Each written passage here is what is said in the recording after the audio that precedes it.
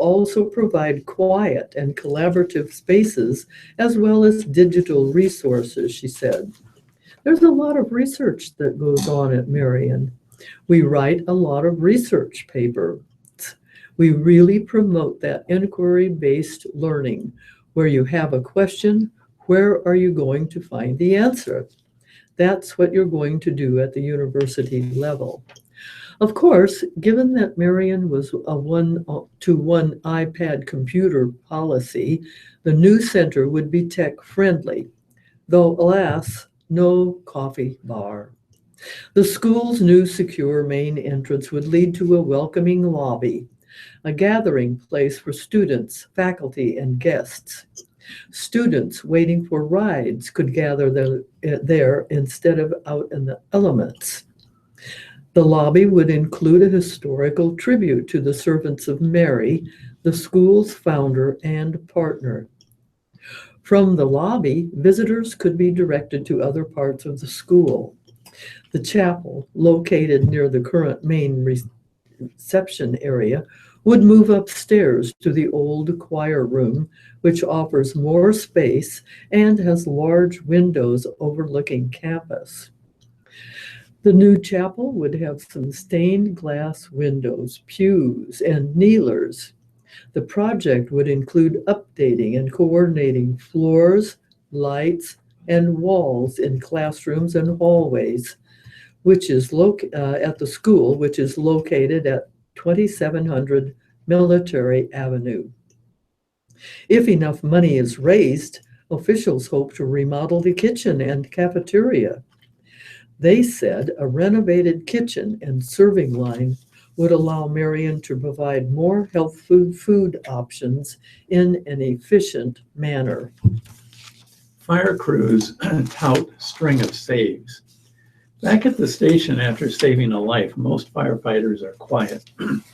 They might talk about what happened and run through the incident with their fellow firefighters, but they don't gloat. Generally, they're a humble group of individuals who like to hide from the limelight.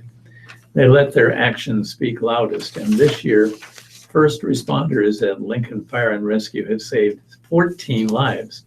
In one of those cases, 8 people, with help from Lancaster County Sheriff's deputies, were saved from a second-story apartment at 9th and D. In a normal year, Lincoln Fire and Rescue reports saving 2 or 3 people. Fire Chief Michael Despain said, "A save means crews rescued someone from a fire that could have resulted in injury or death, or a person was helped from a balcony or a rooftop." When Despain posted a tweet saying he was proud of his department's actions, a resident responded, "The real question is, why are we having so many fires?" According to the numbers, Lincoln hasn't seen a spike in fires compared to other years. "We're not necessarily having more fires," Despain said on Twitter. "We're having more instances of victims trapped as of late." 9 days after the fire at 9th and D, several people were rescued from an apartment near 20th and G. 3 residents were rescued from a balcony using a handheld ladder, and 1 was taken off a balcony using a ladder truck. And I think we better call a halt here and get to our obituaries. No, go ahead. Okay. The obituaries are brought to you today by SEI Medical Alert. Medical alert monitoring 24/7, 365 at the push of a button. SEI, your local medical alert provider. Call 402-333-3233 or visit seimedicalalert.com for more information. And the first obituary in the Omaha World Herald is Astuto. Betty A. Astuto, 83. In lieu of flowers, the family prefers masses or memorials to Immaculate Conception Catholic Church. The Bel Air Chapel of Fifi Hoffendeborik Cutler in charge. Baker, Teresa M. Baker, 51. The Bremen Mortuary Southwest Chapel in charge. Batten, Thomas J. Batten, 75, of Valley, Nebraska. Memorials, St. John's Catholic Church, American Diabetes Association, or the Nebraska Statewide Arboretum. The Reichmuth Funeral Home in charge. Bernstein, Harold E. Bernstein, 96. In lieu of flowers, the family prefers memorials to the Phil Sokoloff Fitness Center at the Omaha Jewish Community Center, Temple Israel, or the charity of your choice. The Bel Air Chapel of Hefe Hoffman Dvorak Cutler in charge. Bogust, Marilyn A. Bogust, 79. Memorials to Duchesne Academy of the Sacred Heart. The Bel Air Chapel of Hefe Hoffman Dvorak Cutler in charge. Borst, Henry E. Borst, 90, a veteran. The 72nd Street Chapel of John A. Gentleman Mortuary in charge. Brady, John R. Brady, 91. A complete notice will come later from the Bel Air Chapel of Hefe Hoffman Dvorak Cutler. Brown, James W. Brown, 84, a veteran. In lieu of flowers, donations may be made to the Veterans Administration. And the funeral services were held at the Jacksonville National Cemetery on Friday. But I don't know what city that was in. Iman, Betty M. Iman, 89.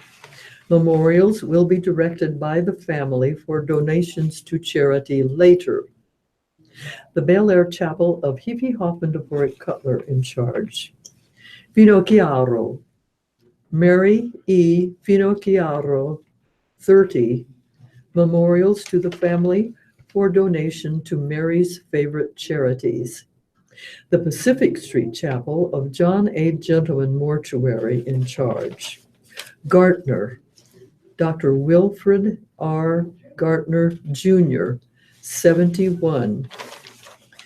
In lieu of flowers, the family prefers memorials to Dundee Presbyterian Church or your favorite charity. The Bel Air Chapel of Hefe Hoffman Dvorak Cutler in charge. Griffey, Jack E. Griffey, 82, a veteran of the U.S. Marine Corps, and the Bel Air Chapel of Hefe Hoffman Dvorak Cutler in charge. Gustafson, Steve Gustafson, 62, in lieu of flowers, memorials to the family. The Arbor Cremation Society in charge. Halverson, Richard P. Halverson, 87, and U.S. Army veteran.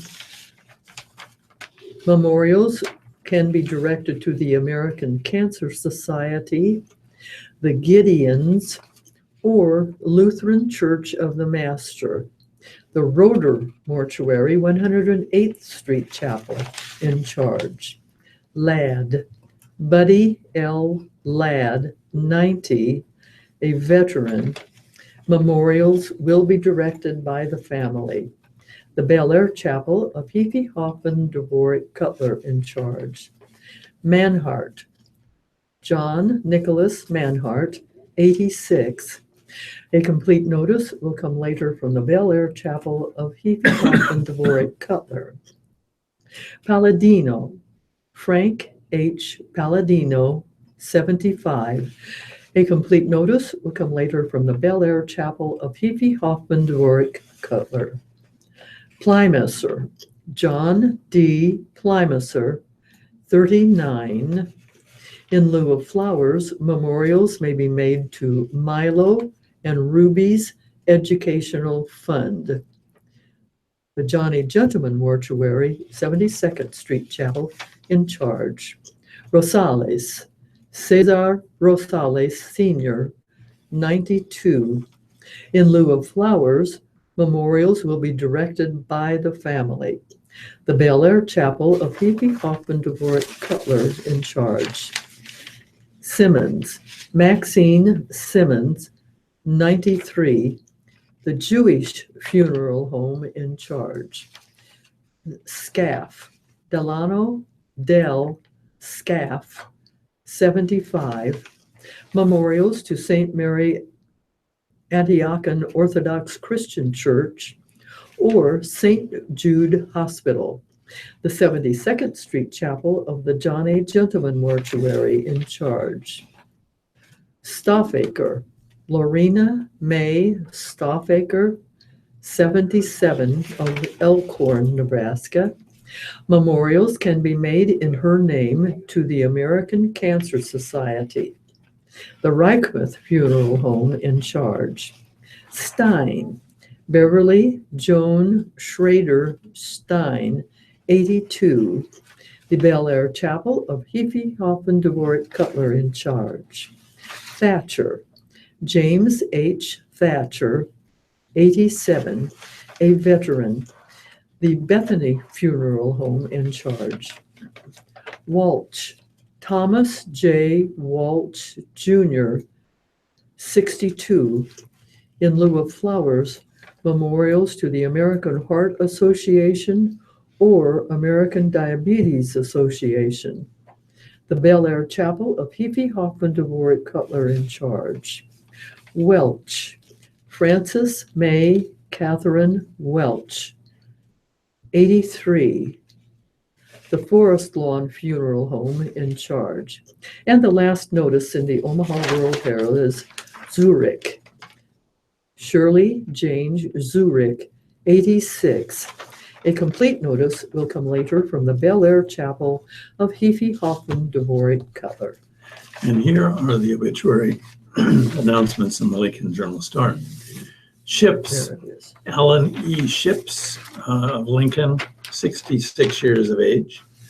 Beatem, Bob Beatem of Lincoln, 83 years of age.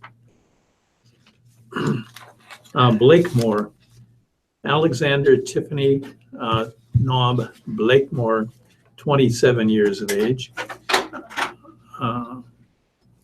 Interment will be held at 2 p.m. on May the 18th at First Plymouth Church. Kander, Alberta Kander Humboldt, 71 years of age. Clark, Morgan Marie Clark, 24, of Lincoln. Celebration of Morgan's life will be held at 1 p.m. on Wednesday, May 17th at Wyuka Funeral Home. And memorials are to go to the family for a later designation. Clausen, Orva Jean Clausen, 88 years of age. Memorials can be made to St. Jude Children's Research Hospital, Booth Ayres Macer and Love Funeral Home in charge of arrangements. Kutzor, Albert Kutzor, age 84, Navy veteran. Graveside services will be held at 10:30 a.m. on May 16th at Lincoln Memorial Park, Gate 2. Essink, Donald R. Essink, 87, of Lincoln. Funeral service will be held at 11 a.m. on Wednesday, May 17th at Lincoln Berrien Church, and Booth Ayres Macer and Love Funeral Home in charge of the arrangements. Fagerberg, David Scott Fagerberg, 57 years of age. Fredrickson, Darwin P. Fredrickson of Fullerton, California, died April 22nd, 2017. Gartner, Dr. Wilfred R. Gartner Jr., 71, of Omaha. Memorial service celebrating his life will be at 2:30 p.m. on May 19th at Dundee Presbyterian Church. Family prefers memorials to Dundee Presbyterian or your favorite charity. Hebe Hoffman Dvorak Cutler Funeral Home, Bel Air Chapel, in charge of arrangements. Garvey Itzen, Lisa Garvey Itzen, 41 years of age. Haught, Brenda Lee Hott of Lincoln, 61 years of age. Hofs, David J. Hofs of Seward, 79 years of age. Hubble, Randy Paulcius Hubble, 95 of Red Cloud. Funeral services at 10:30 a.m. on Monday today at Sacred Heart Catholic Church in Red Cloud. Memorials can be directed to the Sacred Heart Catholic Church or other Red Cloud charities. Williams Funeral Home handling arrangements. Kasser, Vlasta Novotny Kasser, 89 of Anderson, California. A memorial service and inurement will be held on June 23rd at the Northern California Veterans Cemetery in Igo. Mildred R. L. Lanick, 87 of Davie. A massive Christian burial Monday today at St. Mary Catholic Church in Davie, and memorials to Matt Talbot Kitchen and Svoboda Funeral Home of Wahoo handling arrangements. Lehigh, Marion L. Lehigh, 94 of Lincoln. Graveside service will be held at 11 a.m. on Tuesday, May 16th at Lincoln Memorial Park. Memorial contributions can be directed to the Eastman Towers Foundation or to the charity of Donor's Choice. Roper and Sons handling arrangements. Miller, Edwin J. Miller Jr., 84 of Lincoln, Army National Guard veteran. Services are pending with Wyuka Funeral Home in charge. Moulton, Delos Moulton, 89 of Lincoln, Navy and Air Force veteran. No services as per his request, and Roper and Sons handling arrangements. Oliphant, Ethel May Oliphant, Blue Springs, Missouri, 83 years of age. Peterson, Emily L. Peterson, 91 of Lincoln, formerly of Syracuse. Memorial services are pending at this time, and arrangements by Fusselman Allen Harvey Funeral Home of Syracuse. Rodriguez, Frank G. Rodriguez of Lincoln, 74 years of age. Rogers, Hilton R. Rogers, 93 years of age. Schmazel, Kenneth Melvin Schmazel, 97 of Princeton. Funeral service at 3 p.m. today, Monday, May 15th, at Lincoln Memorial Funeral Home. Ships, Alan E. Ships, 66 of Lincoln, U.S. Navy veteran. A funeral service at 10 a.m. Tuesday, tomorrow, Roper and Sons Chapel. Memorials to the family for future designation. And Roper and Sons handling arrangements. Stamler, Mabel C. Stamler, 95 of Lincoln. Funeral at 11 a.m. Wednesday, 5/17 at Metcalf Funeral Home. Tar, Harold L. Tar, no formal services, and Butheras Macer and Love Funeral Home in charge of arrangements. Vaughn, John Vaughn, 70 years of age. Wells, John Frederick Wells, 91 of Lincoln. Funeral service at 11 a.m. on Friday, May 26th at East Ridge Presbyterian Church. Roper and Sons handling arrangements. Hesterman Wesk, Peggy Ann Hesterman Wesk, 58 of Sterling. Funeral service at 10:30 a.m. Monday, May 15th at St. John Lutheran Church of Sterling. Zink Fox Funeral Home handling arrangements. Yost, Robert D. Yost, 86 years of age, Korean War veteran. Services Monday today, Bethlehem Lutheran Church in Crete and Kuntzel Funeral Home of Crete handling arrangements. And the last obituary announcement today in the Lincoln Journal-Star is Zimmerman, Stephen Allen Zimmerman of Plattsmouth, 62 years of age. Listeners' memorials to the Radio Talking Book Network are tax deductible and will go a long way in keeping Radio Talking Book on the air. Please keep Radio Talking Book in mind when memorials are listed as donor's choice or your favorite charity. Donations should be sent to Radio Talking Book Network, 7101 Newport Avenue, Suite 205, Omaha, Nebraska, 68152. Thank you for being a Radio Talking Book Network listener and supporter. We'll take a short break now and be back in a couple of minutes with editorials, living and entertainment, business, and sports.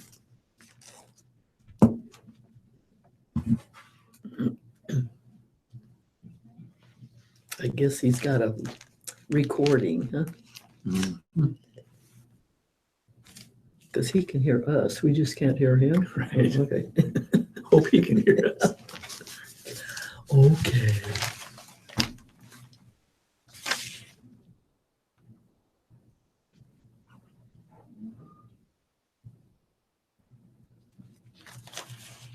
So you get to go first, huh? I don't do it. No, I do? You do. I do. I like your cartoon today. He does have a big mouth. Well, you see who's inside, don't you? That Spicer. He is a squirrel. And he has all those teeth, too.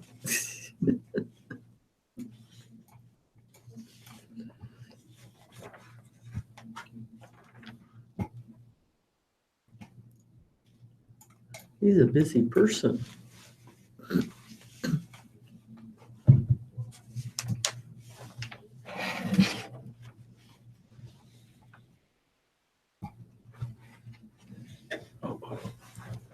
Oh.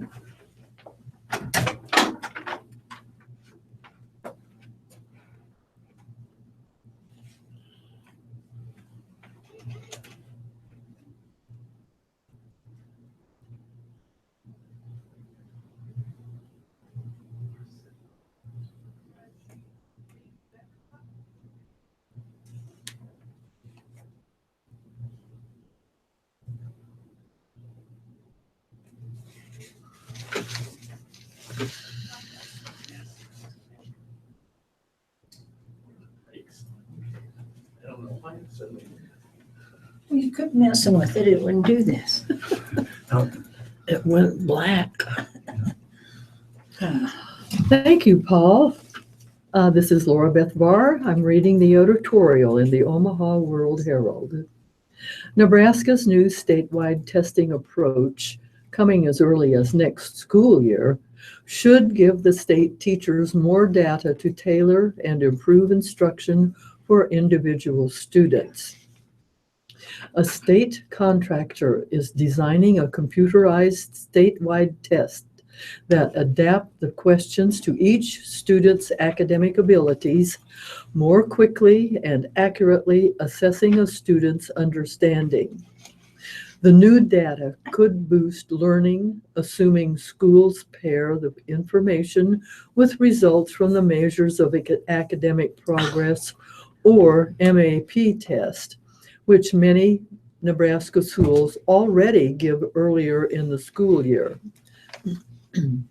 Schools could use the comparative data to determine which students make academic progress in which students and at what rates. This could help teachers replicate effective lessons and rethink others. The state's new testing contractor, Northwest Evaluation Association, also designed the MAP test so the two assessment devices, once complete, should be compatible. The new state tests will evaluate students in grades 3 through 8, replacing the former Nebraska State Accountability Tests, or NESA. The new tests are expected to require less testing time than NESA.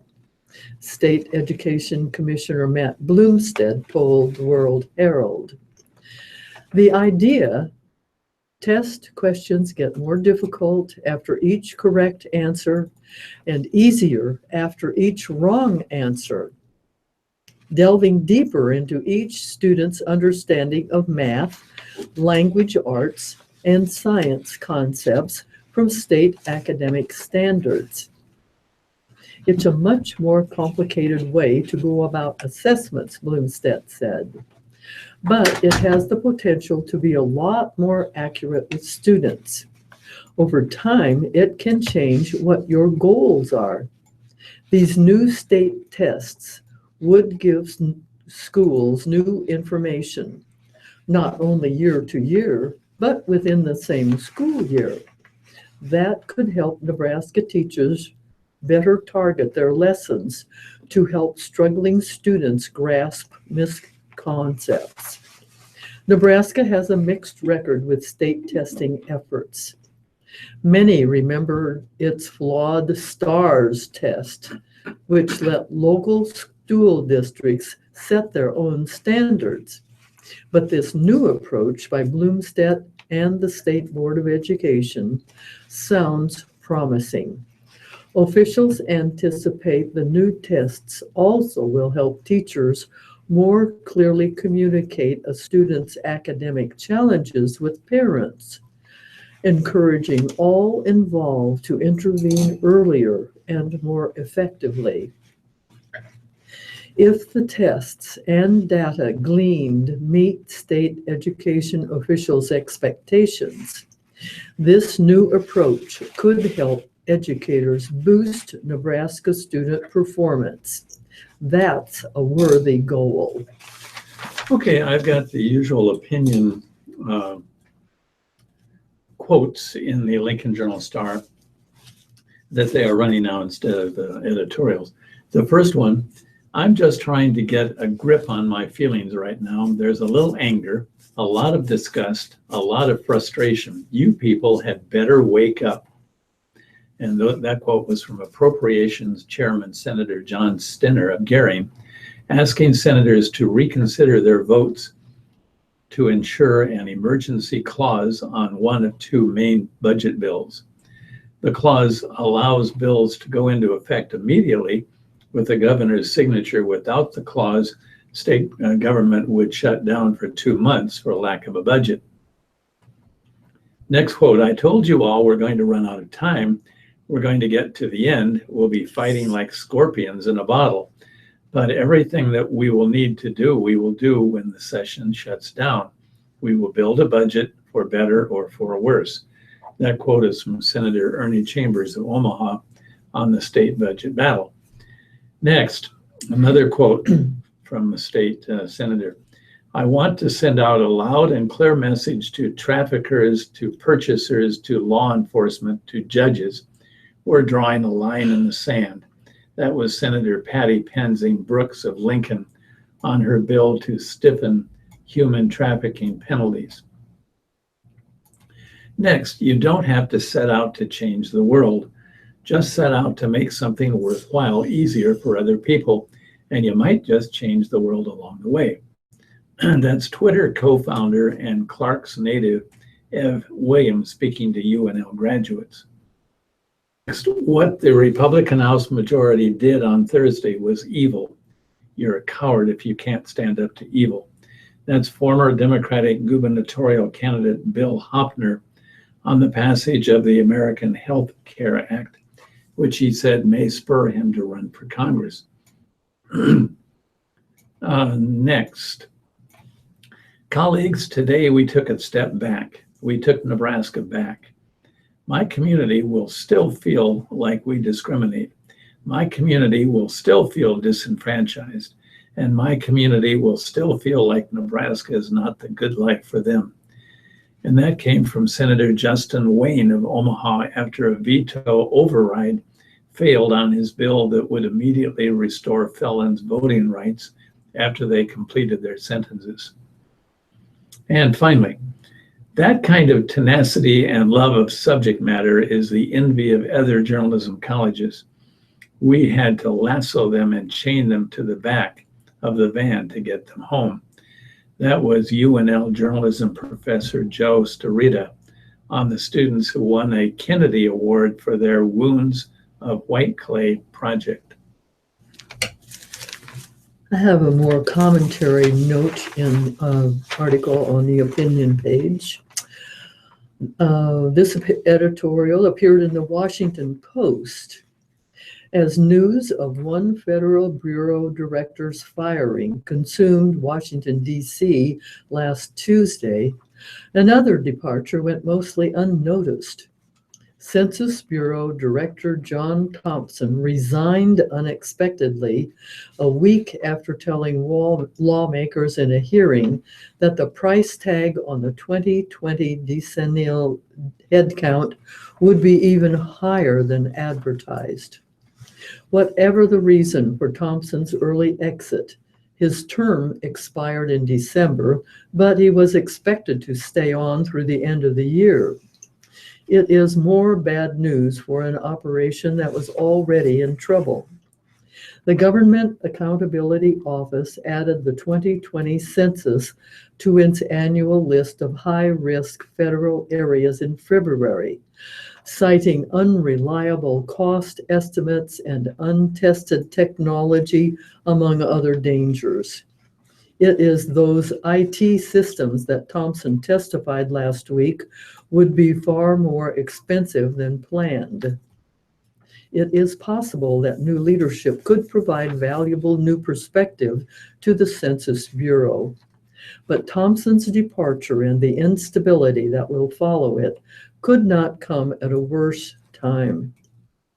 The Bureau must conduct a field test in spring 2018 to ensure that its systems are up to snuff. And to do that, it needs someone who can negotiate for fuller funding on Capitol Hill. If Thompson had waited until winter to pack his bags, he could have led the charge. Now there will be no one. Selecting a nominee and shepherding him or her through confirmation could take months. Worse still, the deputy director post remains vacant.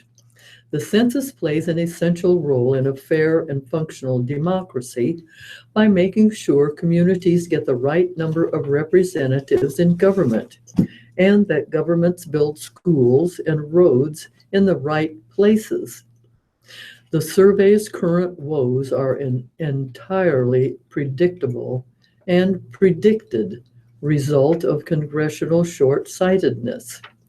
Congress told the Bureau it must spend no more on the 2020 operation than it spent in 2010. That was $12.5 billion. With a bigger population to count, a better compensated workforce to pay for, and outmoded pen and paper operation to reinvent, any director would have struggled with that mandate. It does not help that so far this cycle, Congress has been funding the survey at historic lows. President Donald Trump must now step in, name a high-quality director, and insist that Congress provide the Census Bureau the money it needs.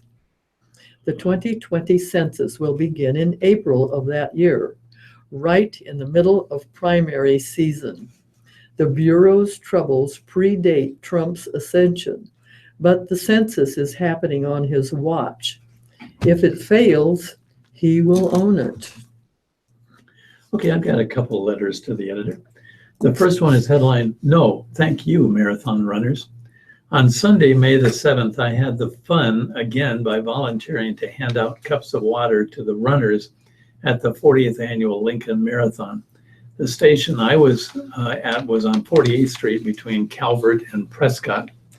All I heard constantly was, "Thank you, thank you, thank you, thank you for volunteering," and on and on. It was not work on my part, just fun watching the athletes, but the runners just made the job so much fun. Other volunteers told me how often they heard thank yous also. So thank you, runners, for your expressions of gratitude. You just made our reason for volunteering that much more fun. That was written by Dale Eddy from Lincoln. Next letter is headlined ACA Under Attack. Recently, the House of Representatives voted for the repeal and replacement of the Affordable Care Act, an act which has given thousands of Nebraskans the ability to see a doctor and the peace of mind that comes with that.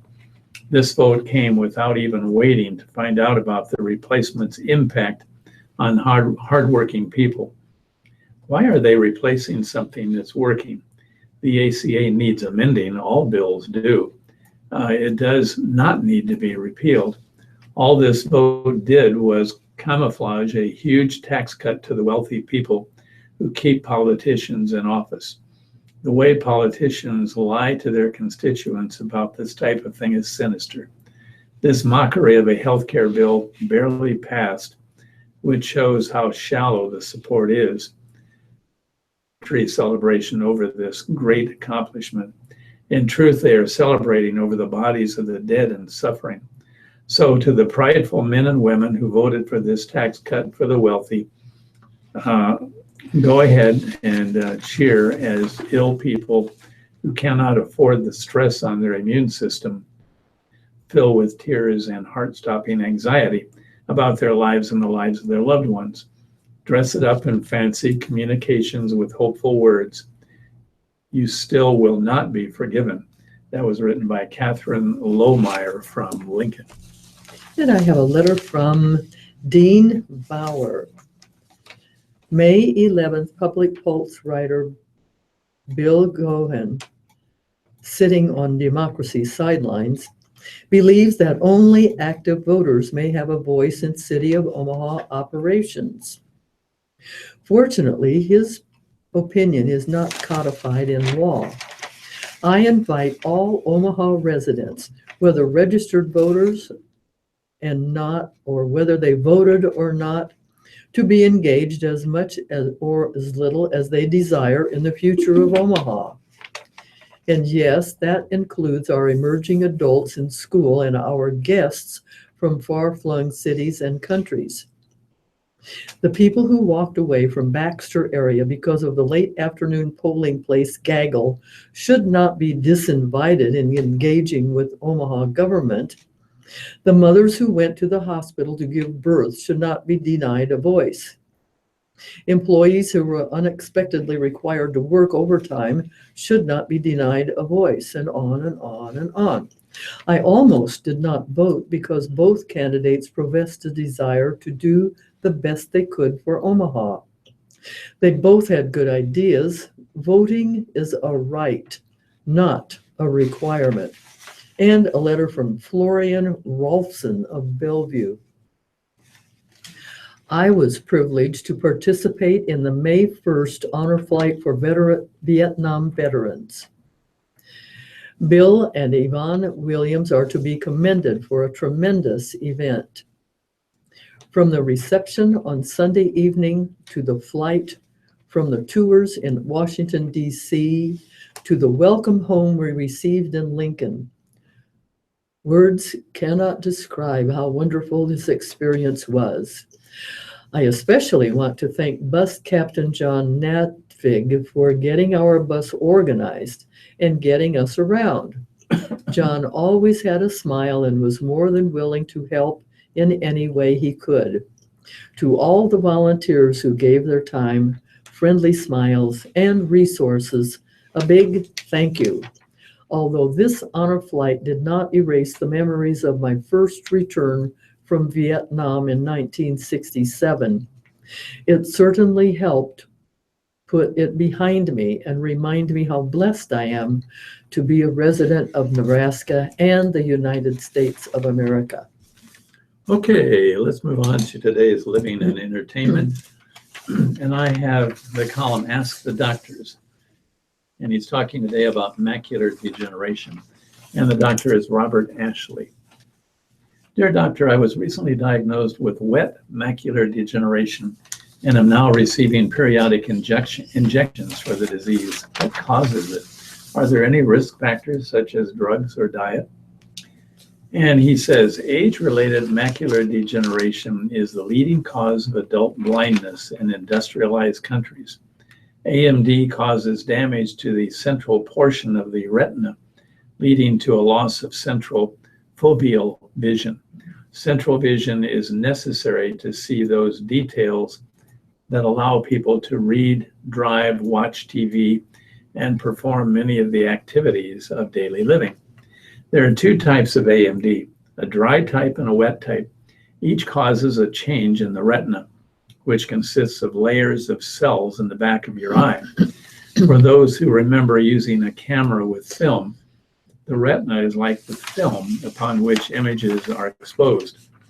Dry AMD is much more common than wet AMD, constituting 85 to 90% of all cases. There has been no single cause established for dry AMD, which occurs when a mixture of protein and fat called drusen builds up behind the retinal layers. Dry AMD leads to a slow progression of vision loss that occurs over many years.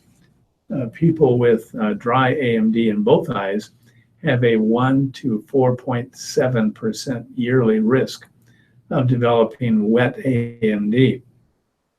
As for wet AMD, it's caused by the growth of abnormal blood vessels behind the retina, and these blood vessels leak, causing both fluid and blood to pool behind the retina. I regret to say that without treatment, the prognosis is not good. The condition can lead to rapid vision loss, causing blindness within months or even weeks. While wet AMD accounts for only 10 to 15% of all cases, it accounts for 80% of the blindness caused by AMD. The biggest risk factor for both types of AMD is age, with people ages 55 to 64 having a 0.2% risk of developing the condition, and those older than 84 having a 13.1% risk.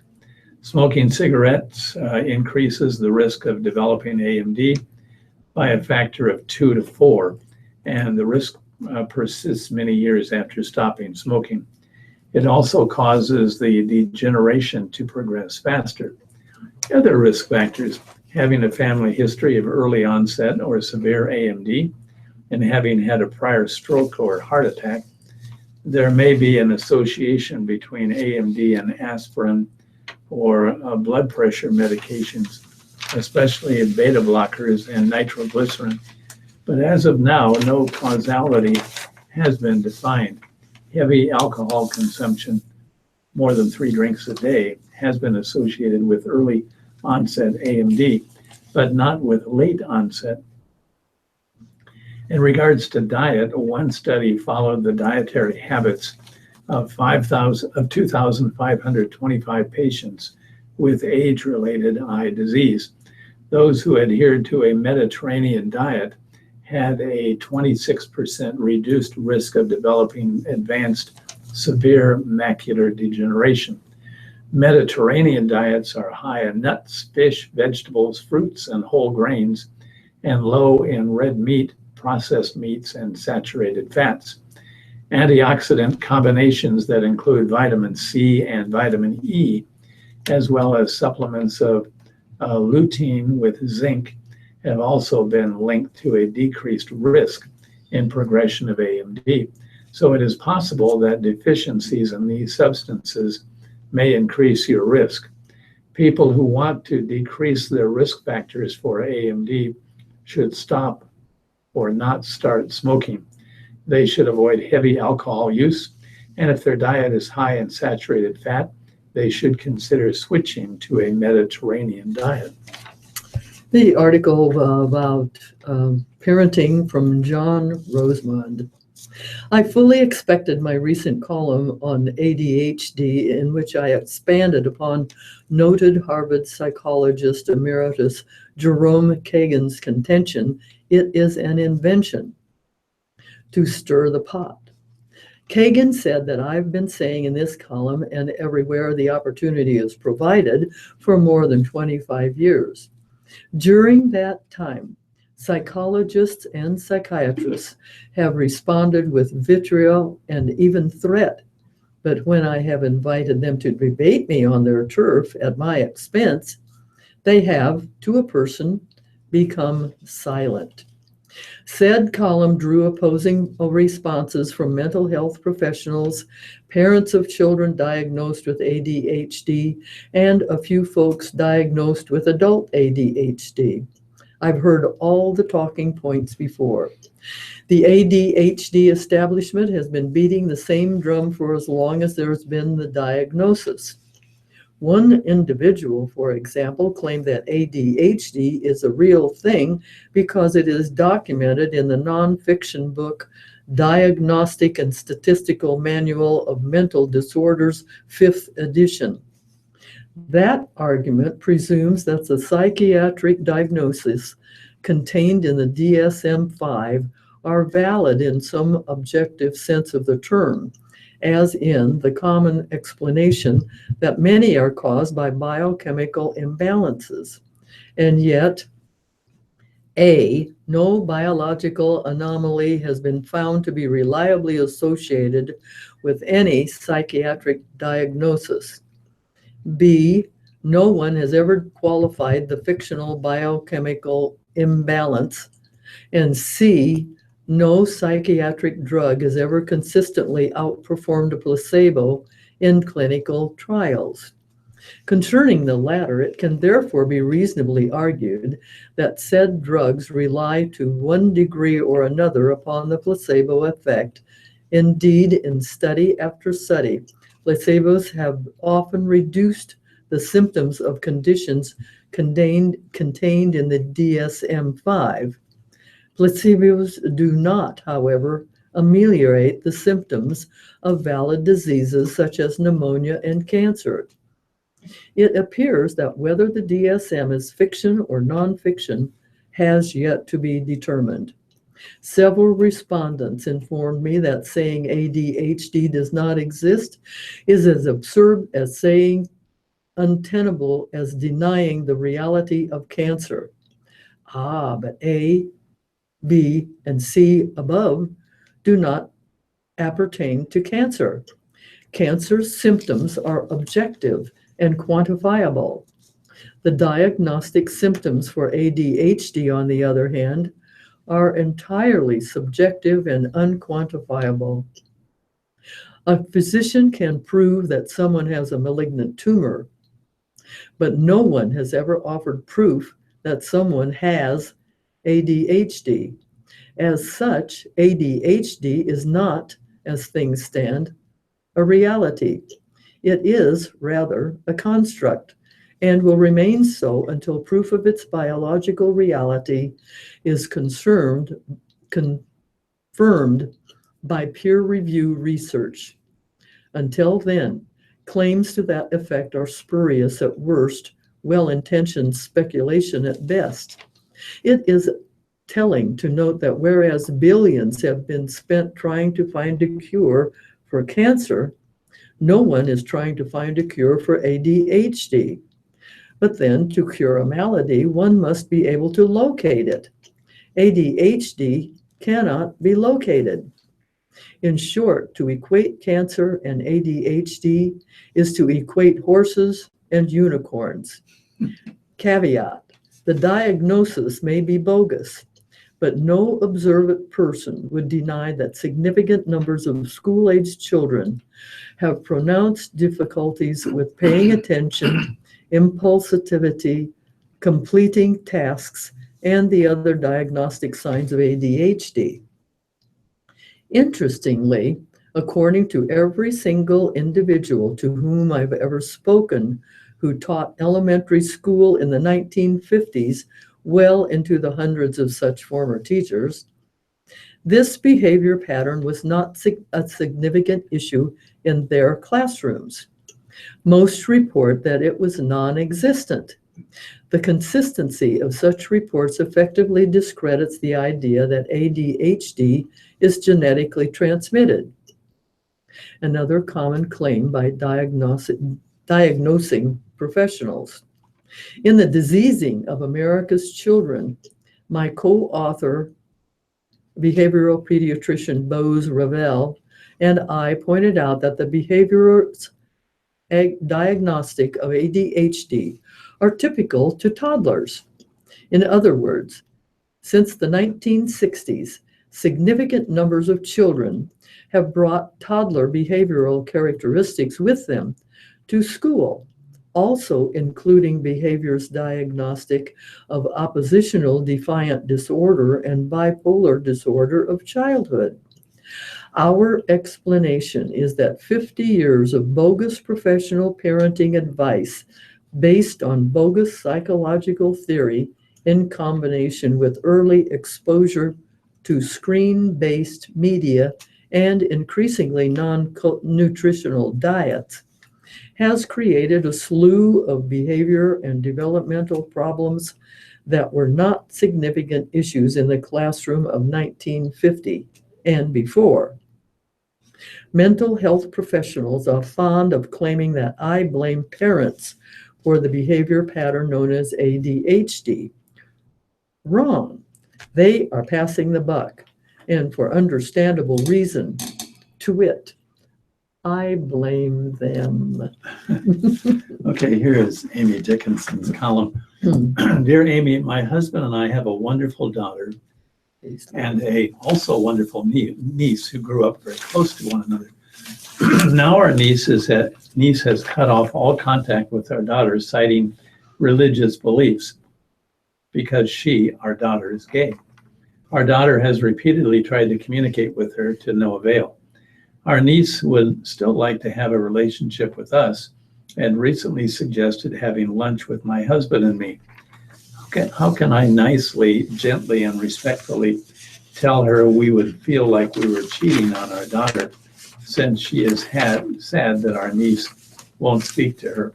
Concerned mom and dad. Dear mom and dad, I think you should use the opportunity to try to influence your niece to rethink her views. If she won't, you should let her know that it is hard for you to have a full relationship with someone who is basically rejecting your own daughter. Tell her you're always there for her and open to a fuller relationship in the future, but that you can't accept her excluding your daughter. Reject your niece's premise without rejecting her. Don't tell her that you are completely cutting her out of your life, because then you would be doing the same thing she's doing. Be very clear about the depth of your hurt regarding her actions, and then listen to what she says and observe how she reacts. One of the joys and burdens of the aunt-uncle relationship is that you can honestly and gently tell your niece the truth about how her behavior affects you and others, without the added complications that arise when this news is delivered by a parent. Next letter. Dear Amy, I need advice about a guy. We've been talking for about 3 weeks on Instagram, and I really like him. It feels like I've known him for a long time. He gives amazing advice. I feel like he is my best friend, but I'm afraid to ask him out because I don't want to lose our friendship. He lives pretty far away, and I asked him, hey, can I have your Snapchat? And he said, it's private. I also asked him if we could use FaceTime, and he said no. I'm afraid he might be an older guy, but he posts pictures that make him look my age. I'm afraid the pictures might be fake. What should I do? Signed, Worried Girl. Dear Worried, please, this guy is not available to you. He's telling you in many different ways that he is not available to you. As you probably know, it takes absolutely no imagination or expertise to set up a fake Instagram or any social networking account. This guy could be absolutely anybody, and he might not be a guy at all. Watch a few episodes of Catfish, and you will see that you should be much more skeptical about him. The big red flag is that he won't communicate visually with you in real time and is hiding behind his account. It can be challenging to reverse image search a photo on Instagram, but there are apps that claim to be able to help you find the source of an image. You might find out that this individual is using someone else's photo and identity by locating the original of some of the images he uses. Wean yourself from this contact. Back away. You don't need to confront him, but you should ghost and then block him. He will then troll Instagram for someone else to toy with. It would be healthiest for you to concentrate on trying to get to know people whose identity you can absolutely verify, preferably in person. Dear Amy, your response to lying on the beach was terrible. This letter was written by a man whose crime was that he enjoys looking at beautiful women on the beach. You said that everybody likes to look at attractive people, so what's the problem? As usual, your sexist take encourages women to be overly sensitive. Signed, Disappointed. Dear Disappointed, yes, I do believe that it is a pleasure to witness young and or beautiful people out in the world, but the man who wrote this letter described his own behavior as more ogling than passively appreciating. He described himself as wanting to stand up and applaud. I assumed it would be easy for him to alter his behavior so as to respect his wife. There's something to do this week. See a Broadway musical on opening night. Learn how to make hard cider or support local Special Olympic athletes. And here's some things this World Herald suggests. Attend a carnival. The annual Celebrate CB 3-day carnival will begin at 4 p.m. Thursday. Rides, games, and food will be located on the south portion of Bayless Park, 599 First Avenue in Council Bluffs. Carnival hours are 4 to 10 p.m. Thursday and Friday, and noon to 10 p.m. on Saturday. A farmer's market will be from 4:30 to 7 p.m. Thursday at the park. Carnival wristbands are $25 for 4 hours. Find out more at celebratetech.com. Or you could practice yoga at a local brewery. The American Lung Association's Nebraska chapter will host a fundraiser that brings together yoga and beer lovers for a good cause at 6:30 p.m. Thursday. Breathe and Brew is a 60-minute yoga class that includes a brewery tour and a pint of beer. The fundraiser will be taught by a certified yoga instructor. Attendees are asked to bring a mat to the event at Lucky Bucket Brewery, 11941 Centennial Road in La Vista. Tickets are $25, and they are available at bit.ly/2PF200W. That's a lot. Kick off the Special Olympics. Creighton University's DJ Sokol Arena, 701 Florence Boulevard, will host the Special Olympics Nebraska opening ceremonies from 7 to 10 on Thursday. The celebration begins with a parade of athletes and the Omaha Police Department bagpipes and drums, and concludes with a concert from NBC's The Voice runner-up Hannah Houston. Admission is free. That's the first one that's been free. Or you can prepare cultural food. Learn about Cuban cuisine and prepare a meal at the Flavors of Cuba. It's a cooking class on Friday at Art and Soul, which is at 5740 Hidcote Drive in Lincoln. The class from 6 to 8 p.m.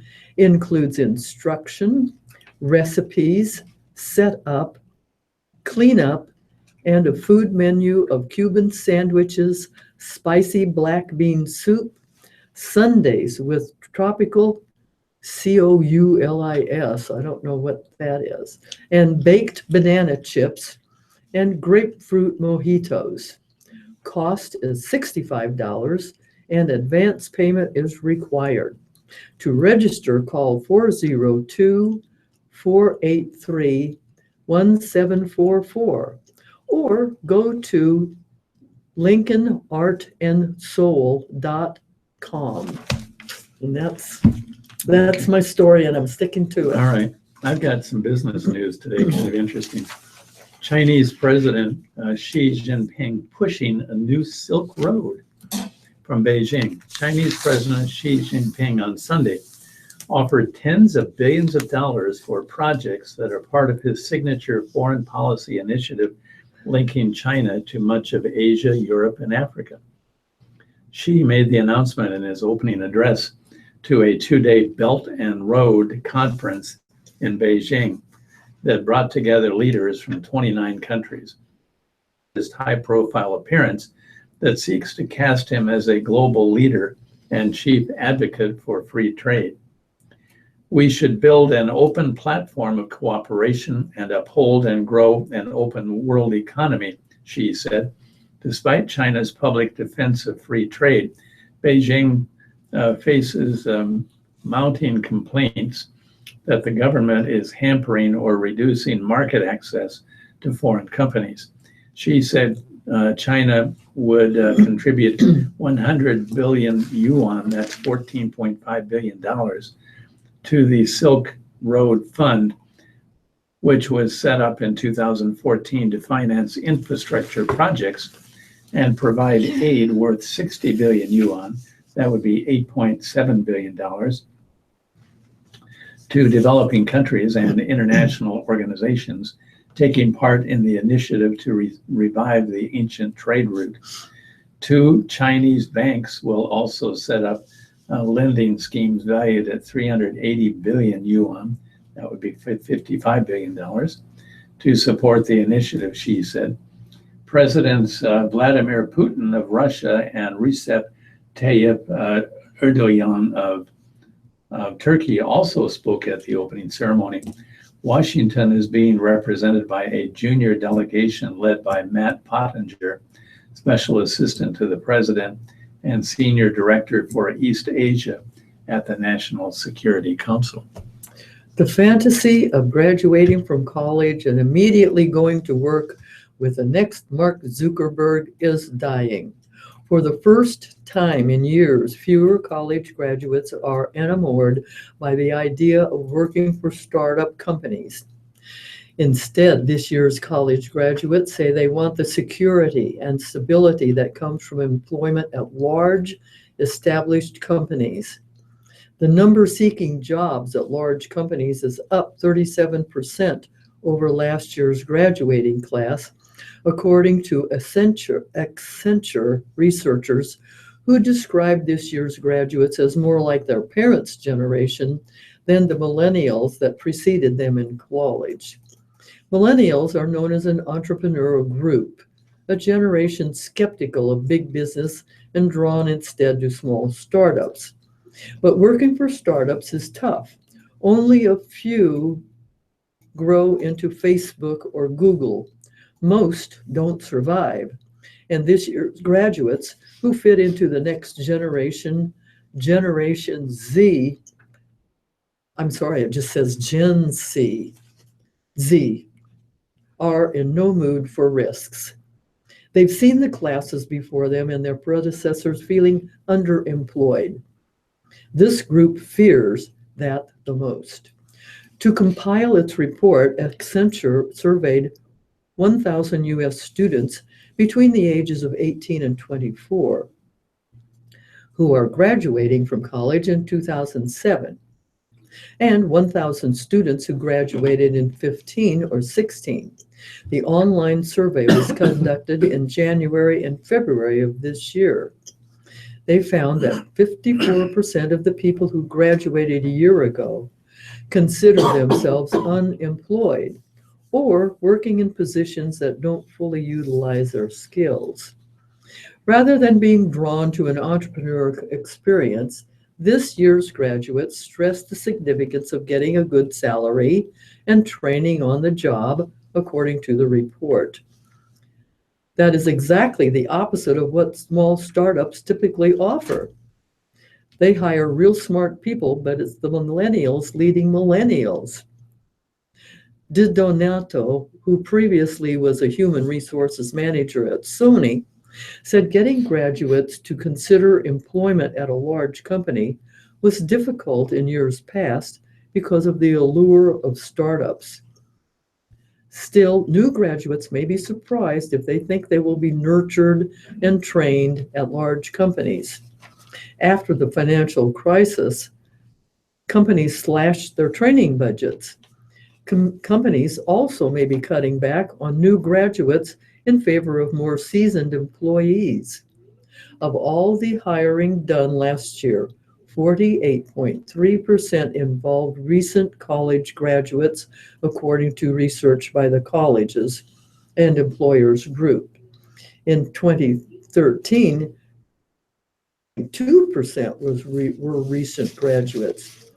In the Accenture survey, 69% of 2017 graduates expect to make more than $35,000.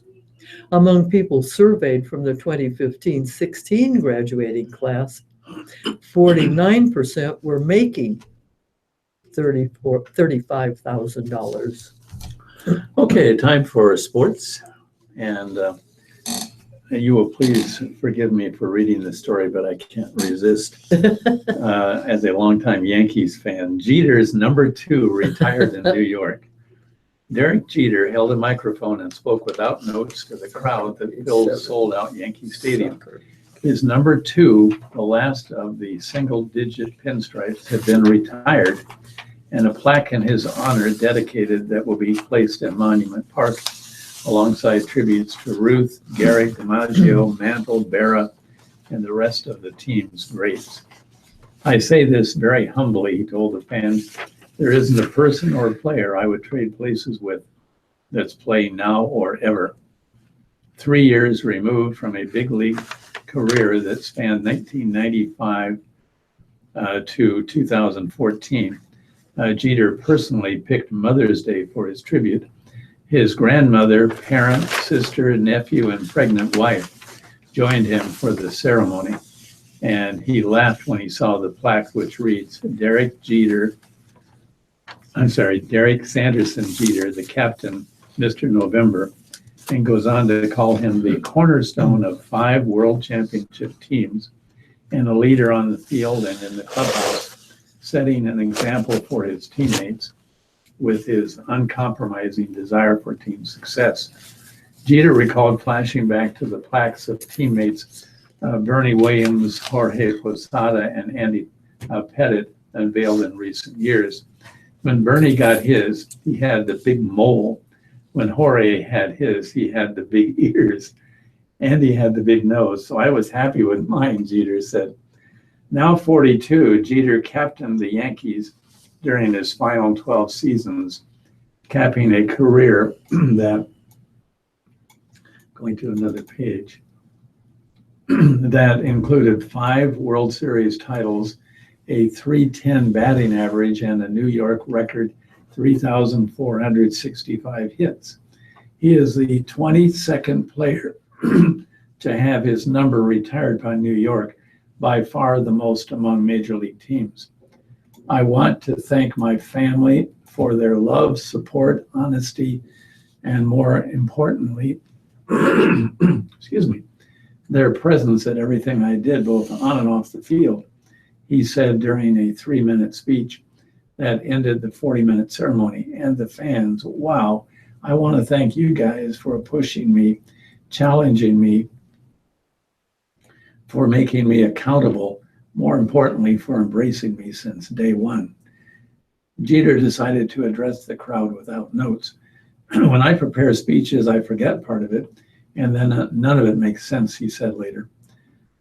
New York appropriately played 2 on Derek Jeter night, a doubleheader against Houston caused by a rainout Saturday, and the festivities took place after an 11-6 win in the opener. Former teammates Mariano Rivera, Paul O'Neill, Tino Martinez, David Cohn, and Hideki Matsui also were on hand. Alex Rodriguez was not. Spokesman Don Berkowitz said A-Rod was in Miami spending time with his mother and daughters. Several of the players whose numbers had been retired previously wore a new Monument Park Navy blazer, and one also was given to Jeter by Houston's Carlos Beltran, a former Yankees teammate. Reggie Jackson was on the field in short sleeves. Yankees co-owner Jennifer Steinbrenner Swindle presented the 14-time All-Star with a 14-karat white gold ring with 2 in diamonds surrounded by diamonds. Class A boys soccer final. Omaha Creighton Prep versus Omaha Westside. It's happening tonight at 7:30 at Creighton's Morrison Stadium.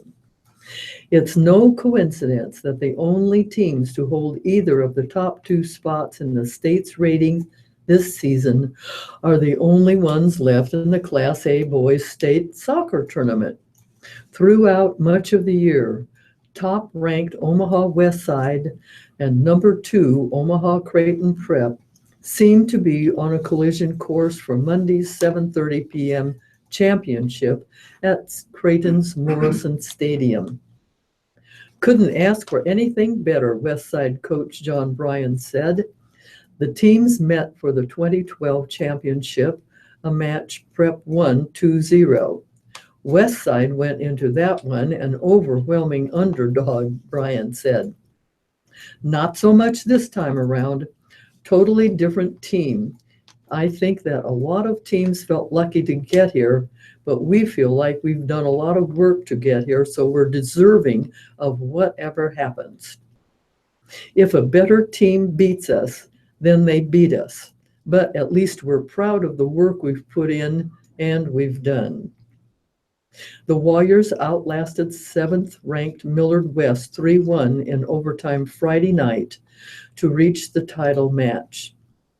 Senior forward Jack Finocchiaro scored a pair of goals in extra time for the Warriors, part of his 3rd hat trick in 4 postseason matches. He has 22 goals on the year. Asked if he's felt in a groove down the stretch, Finocchiaro said, "Yeah, I'd have to say so. Not a bad time for it to happen," he added. He'll get the attention of Prep senior Matt Smith, who lifted his team to the championship with a shootout to remember. Smith, a UNO recruit, stopped a pair of attempts and drilled one of his own to lift the Junior Jays to a 1-0 win over number 6, Kearney. Prep is in the state championship match for the 6th time in 7 seasons. An own goal was the difference in a 1-0 loss to Omaha South last year. It was the 2nd straight title game setback for the Junior Jays, who brought back 15 seniors from that team. Prep co-coach Jimmy Swanson said his team handled each loss about as well as he could have asked. But don't get him wrong, they don't want to do so this time. "I'd like to win with grace this time," Swanson said. "I hope so, actually, but we'll do our best and see what happens." The 2 head-to-head matches this season were about as even as they get, with Prep winning 2-0 in the Metro Conference Tournament final and Westside exacting a bit of revenge in a 1-0 victory in the Kicks for a Cure event 12 days later. Monday's meeting will be the 6th all-time at state. Despite its 8-2 advantage in championships, Prep has lost 3 of the 5 matchups with Westside at state. There's always been the Prep-Westside rivalry, Bryan said. Both programs respect each other. I'm sure they're about as excited to play us as we are for them. It's going to be a lot of fun. Okay, the Nebraska baseball team had its ups and downs over the weekend, and they ended up, the headline, "Pick Me Up Win." Sure, Jake Myers said it was tough to watch from the dugout as his teammates tried to close out a series win over Michigan State. But the junior, who has picked up Nebraska so many times on Sundays this season, had the best seat in the house as his buddies rallied for the second day in a row. NU scored 3 runs in the 4th inning and added 2 more in the 6th to rally from a 6-3 deficit and held off Michigan State 8-7 on Senior Day in front of 4,648 at Haymarket Park. It's always tough watching, but that was my role today. I'm fine with that. We got to win, Myers said. He did his best to help in the field. With 3 stitches at the base of his pinky finger in his left throwing hand from a spike mark he picked up Wednesday at Creighton, Myers, NU's Sunday starter with a 7-1 record and a sub 3.0 ERA, tried to give it a go. But he labored, throwing 52 pitches in his first 2 innings before the floodgates opened in the 3rd. With Nebraska leading 3-1 Michigan State, they're 27-21 overall. They're 9-12 in the Big Ten. Struck for back-to-back homers to lead off the inning. A double and a sac fly put a runner on third with 1 down, and a fly out to Scott Schreiber in right put the second out. Let's see. Put the second out on the board. Problem was, Schreiber thought it was out number 3, and Michigan State's Matt Byers tagged and scored from third as Schreiber nonchalantly jogged toward the home dugout. That was enough to send Myers to the dugout and start a run of 3 Nebraska relievers that held Michigan State to 2 runs while scattering 8 hits. Myers, 2 2/3 innings were the shortest of his 21 career starts at NU, and he never once worried that the Huskers were in trouble. I didn't have any doubt, Myers said. At that point, it was kind of like, get the ball to the next dude and do what I can from the dugout to help motivate. The answer came in the 4th when NU, now they're 32-17 overall, and they're 14-6 in the Big Ten. They loaded the bases with none out on a double, error, and a walk. Schreiber then atoned for his fielding blunder with a 2 RBI ground rule double, and Ben Miller followed with a sac fly to tie the game. Schreiber, a junior, started NU's rally in the 6th by hustling to stretch a 2-out single into a double and going to third on a throwing error. And Miller dropped a single into shallow center to put the Huskers up 7-6. And Luke Rockham's double scored Miller, who rumbled home from first. Whoever we have out there pitching, we're just going to go up there as hitters and grind out at bats and give ourselves a chance to win, Schreiber said. It's a solid group of guys, and we have each other's back no matter what happens. From Kansas City, NASCAR driver Amirola was released from the University of Kansas Medical Center on Sunday, a day after he fractured a vertebra during a fiery wreck at Kansas Speedway. Amirola was trailing Joey Logano and Danica Patrick when a broken brake rotor on Logano's car sent him and Patrick into the wall entering the first turn. Amirola had no time to check up and plowed into Logano's car. The force of the impact lifting his number 43 car into the air and nearly flipping it over. Safety crews removed the top of Amirola's car so they could remove him. And he was placed on a blackboard and taken to the infield care center. Richard Petty Motorsports said in a statement Sunday that Amirola was mobile and returning to his home in North Carolina. He will be examined further by doctors in Charlotte. And I see it's 12 o'clock, time for us to say have a wonderful week. And please join us again next week.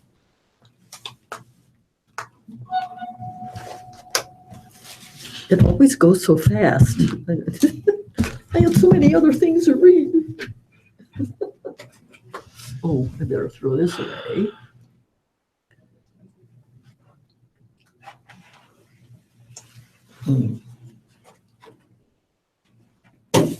Let's see, I've got so many errands to do. Which one am I doing first? Well, my wife is having mahjong this afternoon, so What's gone? she's having mahjong this Oh, afternoon. mahjong. Oh. So my house will be inundated with these very quiet women, though. People who play mahjong don't make any noise. Do you go to your hole someplace? It's not that bad. Thanks, guys. Thanks for bailing me out. That's okay. I don't know what happened. I don't either. I didn't do anything. Sure, sure. That's what she tells me. Yeah, I really don't know how that happened. And I'm being confused. I know it. Keep going. It was a little tough, Yeah, it was. You've been, okay, with your impatient, you know, you have to fast. especially when I'm up reading here in Yes. 30 seconds. And I've got my bottles, so Okay. I'm all set.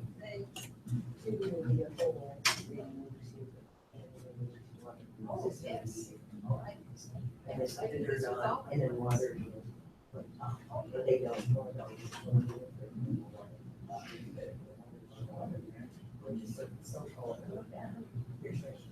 These are kind of cigarettes, too. Yeah, they. Oh, yeah, I always do that way. I always put it in water. But we just, or sometimes now they start a little water hole.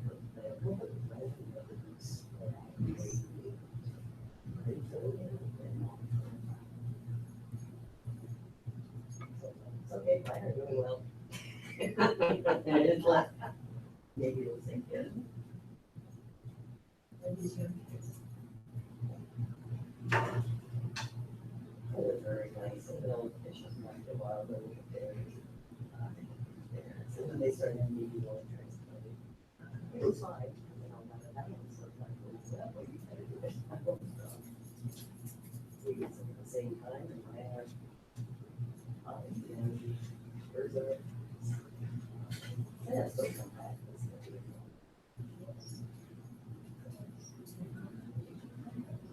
Yeah, we did some really last time, had a chest, 60 years ago. Hey, how are you? Good. How long have you been here? Today? So I kick you out? Yes. I don't know, does that hurt? No, Just kicks you off? no, it hurts when Becca tackles. Yes, she's always ready to tackle me. I don't know why. I just want to have a short stack. Okay. She didn't realize this older people have weak bones. It could be, no, I do it could be a very dangerous, complication. Yeah, no kidding. Let me see if Becca wants before you have your staff meeting. I haven't warned her yet. Wouldn't wait till after lunch. I've got lunch since Friday. Oh, there was something, yeah. Is it in here? I don't know, I think it's something my daughter put together, so I can hear it. Probably is good. Well, you know, there's always peanut butter. Yes, it is. See before you have your snack, which I see, this must be a return. Yeah, 2% here. Well, this one was dropped off, yeah. Okay, for now. She accepted this is she's at. Okay. You know, 2 for sure. To go out. Okay.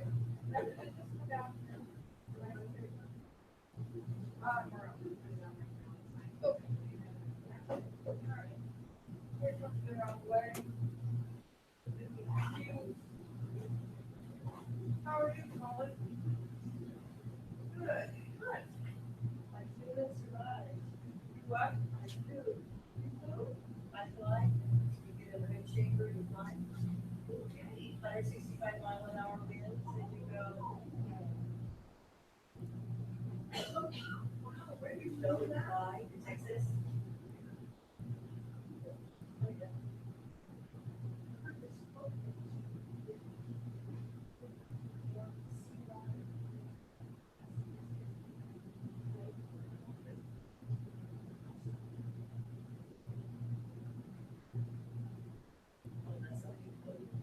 Yeah,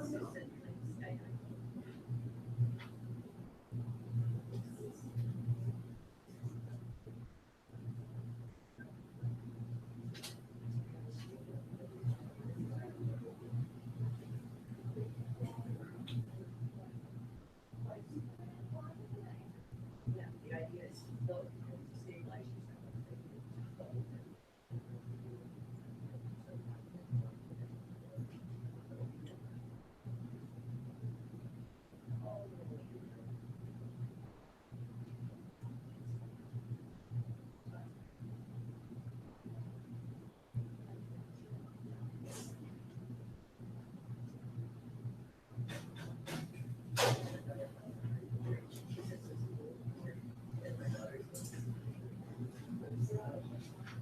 Well, it was my first time, so I thought about one night and then, no, it was like, this was rough, this was rough every day. Um,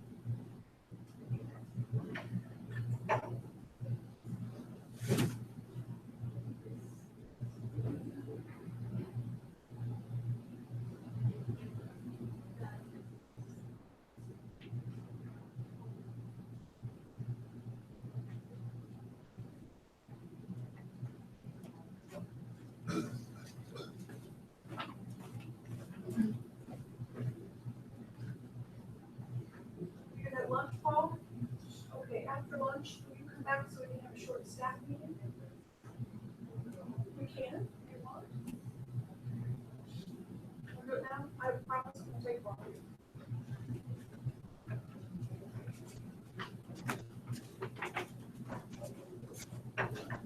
What time do you wanna have it? Paul wants to do it now. We do it short, quick staff meeting? Sure, Shirley. Try to keep something. We go to the break room, and we'll look at it. Yeah. Lay them out, hang them out, do whatever you like. Yep.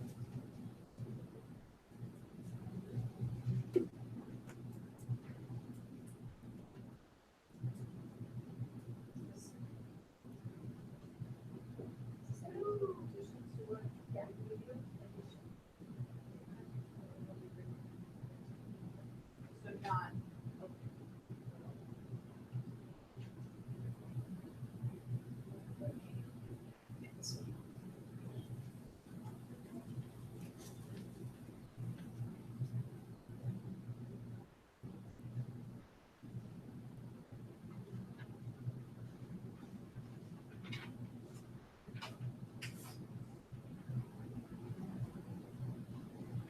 And Becca, did you change your password? I did it. It was the same on my, Apple order. Yeah. 1974. Yep. How did you get to sign in then?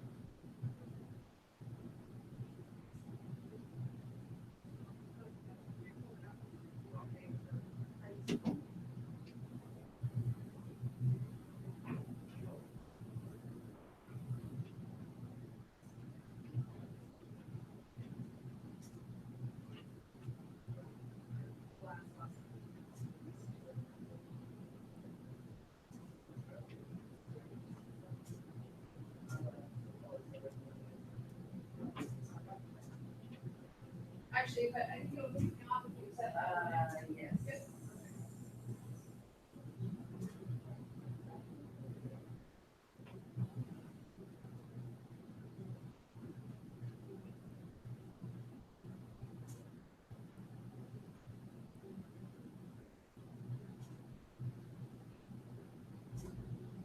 Very good, thank you.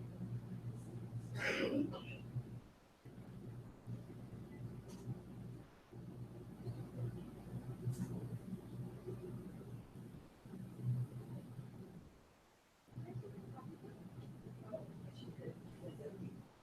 I was saying, I was just looking for something. it's so funny, I'm like, this isn't the right way at all. No, I'm trying to use something so it doesn't spill.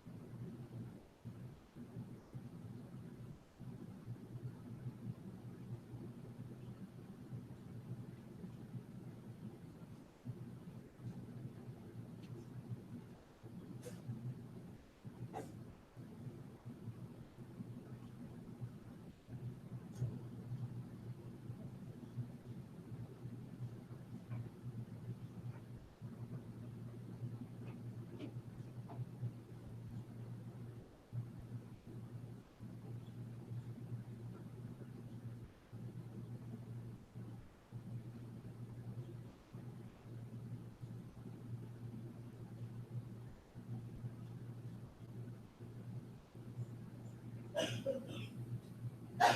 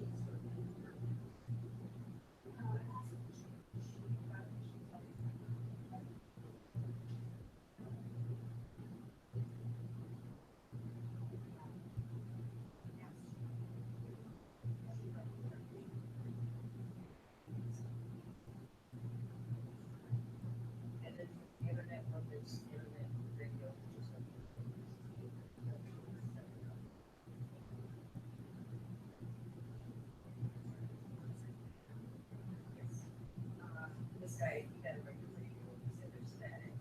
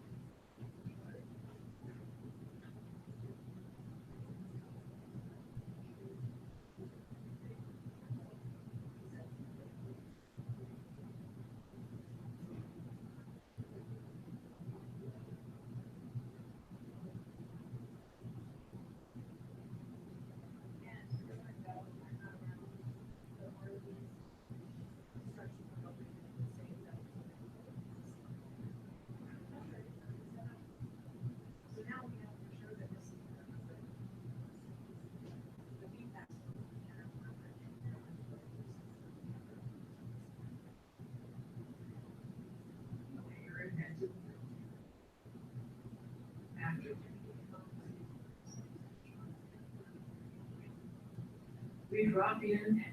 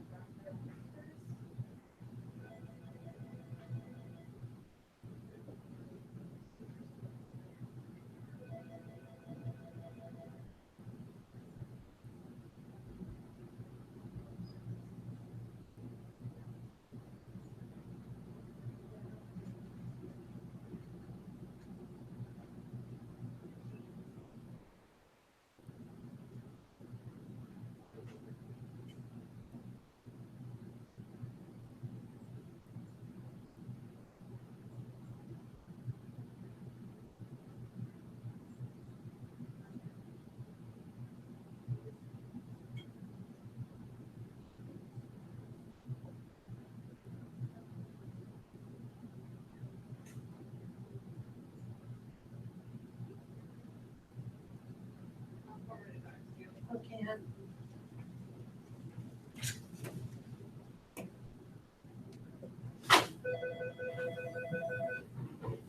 Yes, ma'am. What?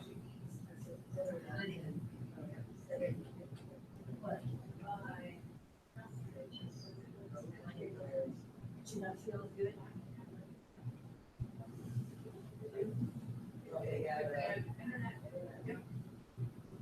Yeah, we've got every once in a while, I'm still trying to figure out all the stats, but I know that there's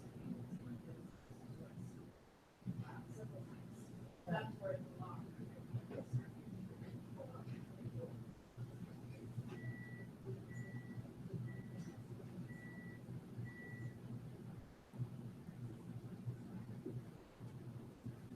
Okay.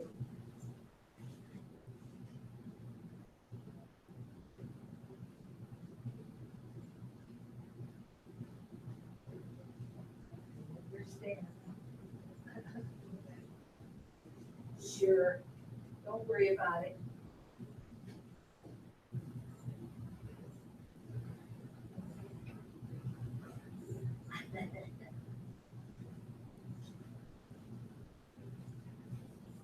Well, of course you are. Okay, honey. Don't worry about it, I understand. All right, good luck. Bye-bye.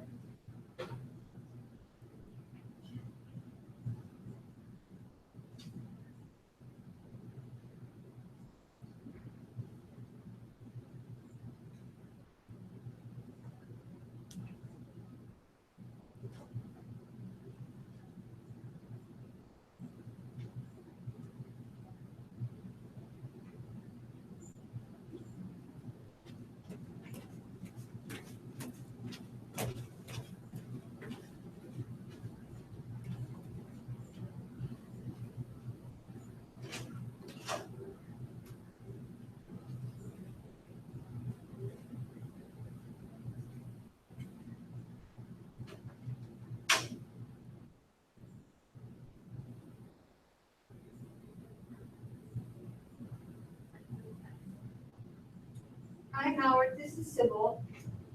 How you doing? Wonderful.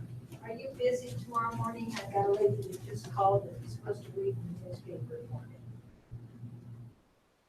Right.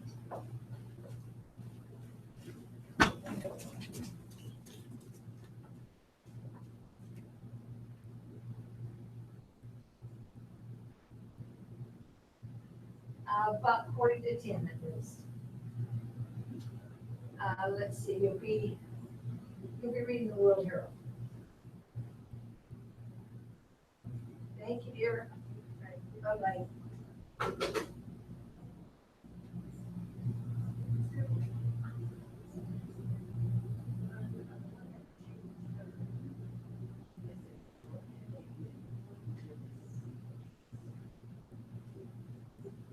This one here, someone gave me this gal from the hospital.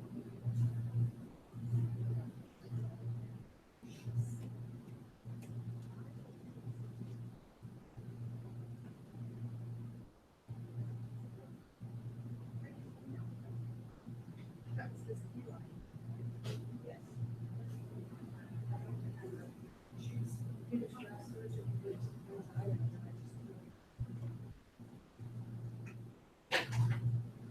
This was just back in April though, so. I took the food out of the microwave.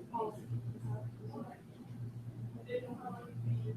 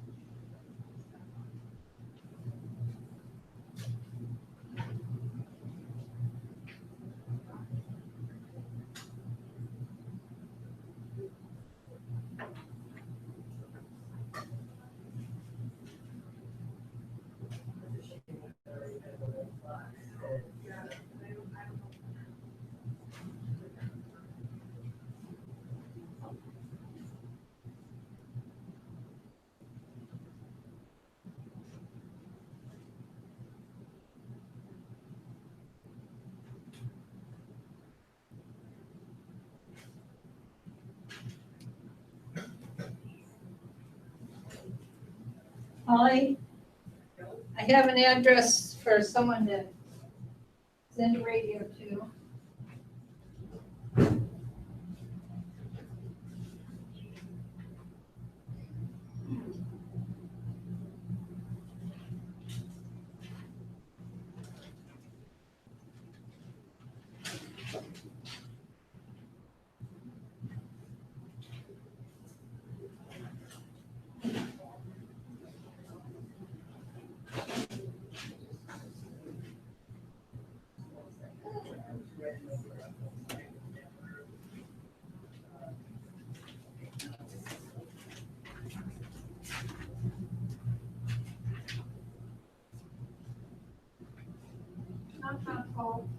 I found that World Herald article. Would you like me to read it to you while you eat, or do you want me to come back later? Okay. You want to stop by my office? Okay.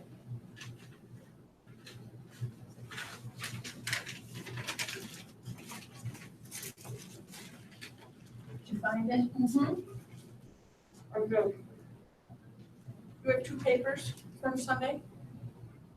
Should have, it's in the Midland section, all of it. Says 80, Okay. otherwise it's gonna get cold. Otherwise, I'll give you this one after I read it to Paul.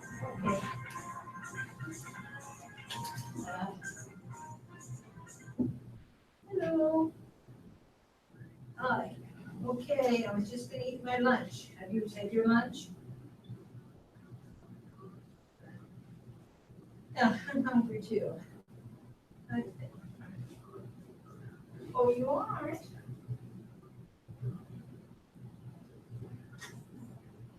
Oh, what did they serve?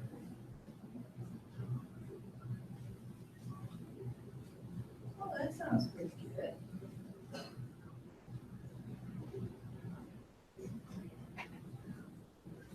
You gotta eat it though, babe, so you get strength. I'll be over after, I thought I'd come for lunch, but I just don't have the time. So I'll see you after work.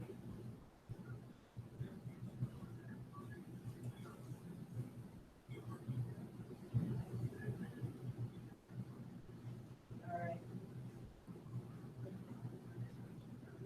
All right. He's gonna call me?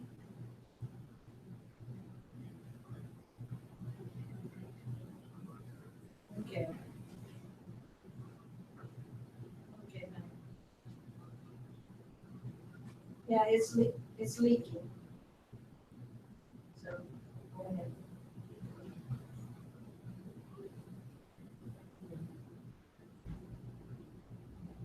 It is. Well, then you don't think you tighten it. Whatever. No, down below.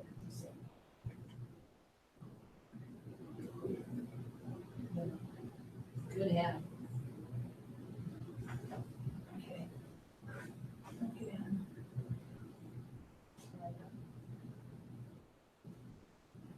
Yeah, you're gonna go home tomorrow, aren't you? Yeah, I gotta find out what time. Okay.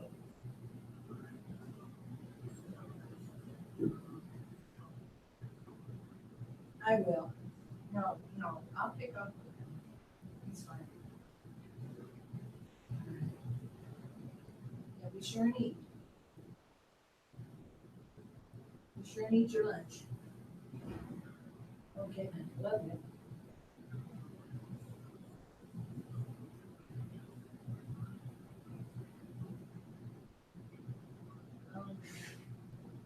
Did you?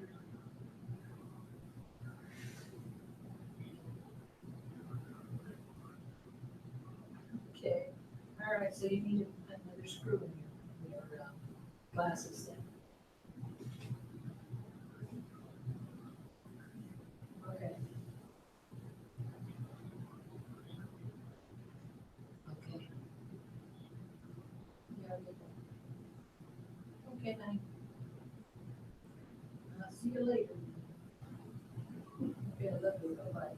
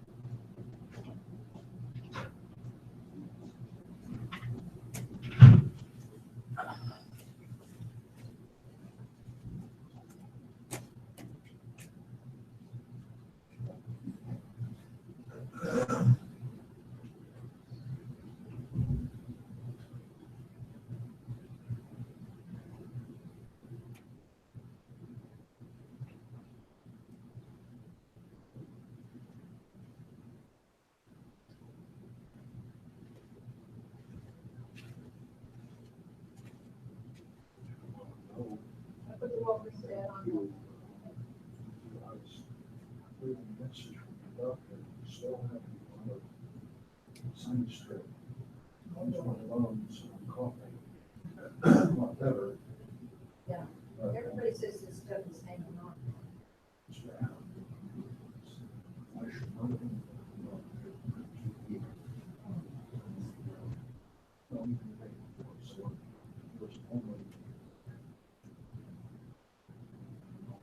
Out there.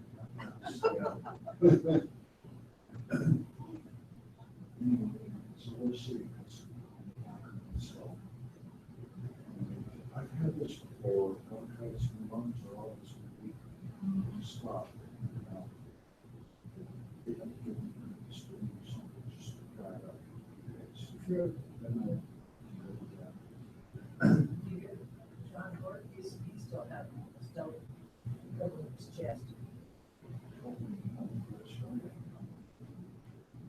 Still has it. Well, that can make him find out something. no.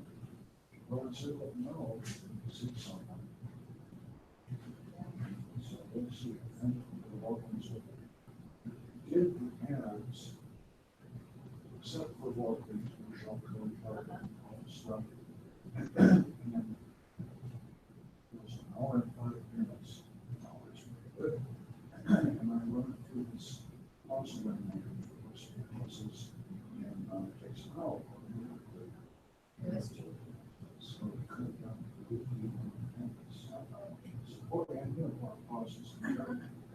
So she said, well, I'll do the Walgreens ads and then we'll put it up that way. But then this was yesterday afternoon. And then Jackson came in. It was nice. Tired. So what are Walgreens things? And she said, oh, it's never someone cleaning out the trash from the other neighbors. She says, I don't think I can get them now. This was an accident. So I said, well, all right, I'll bring the cats in and we'll run them the way it is. We'll see. I'll talk to someone. We should bring Walgreens or something. Well, I put them in the dog box. Oh, I will, sure I will. So as soon as I come home, I'll see. They said, these are all probably on flash drive. Yeah, yeah. And, because they were pretty much ready. Yeah. Yeah, funny that it went there too. Yeah. You know, sometimes we think we push a button, we don't push. And I've done that before. Even working in the studios, I could swear I sensed something, and I probably tried to do it fast and hit something else, you know. That was too fast. TV guys came up with it.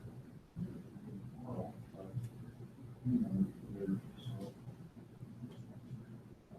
But, that's, good show tomorrow. So next day, I told her to ask me for them. They were down at the bottom. Oh, boy, you know, But that's all right, you were all together, so. that's good. Very glad for the job. Yes. It's always, They are nice guys. they are, so they are. Yep. They go bye-bye right away. They comes And from that's it, goodbye. They do on the air, but usually not sneakers. Yeah, and me, you know, we're some up. So we just go. They got, we'll see, then I guess, lunch or something. Yep. Anyway, I'll let her know. Thank you. All done, Dick. Thank you, Trudy. Uh-huh. I tried to, and I never get them there. So I did. Okay, I'll just put them in the file.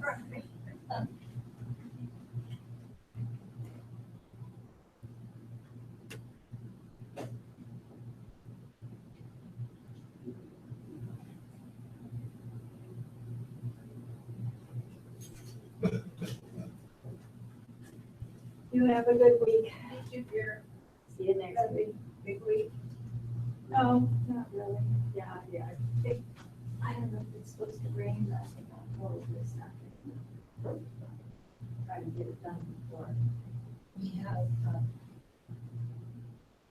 a senior place across the street from us, and the guys out there mowing. We've been trying to get somebody to come in the other morning. So it was really good, because we were afraid to jump out of the car and start mowing. So, she went across the street, and across the street. She chased him down, she said, just a few more, is this your business? And, you know, for the people, and he said, no, just for here. She said, so I just wanted you to know my, you know, I hired you to mow my mom's yard. He said, where is it? She says, well, this is well. She said, well, I have to know how much you charge. She said, oh. She said, well. Yeah. I think when you're out doing it anyway. I think he actually was the owner of the place, because she said the owner likes to come to the office kind of stuff, so I think he is. That's the number. Yes, I think so. Lucky. Yes, Lucky. very lucky. Bye-bye. Bye.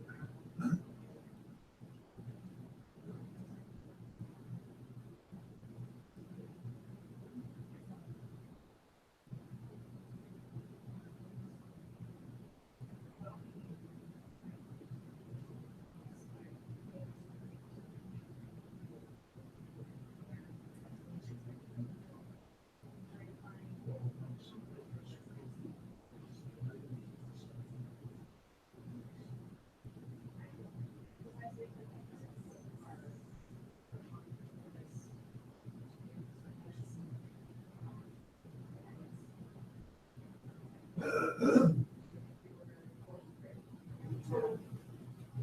have like 120 in there.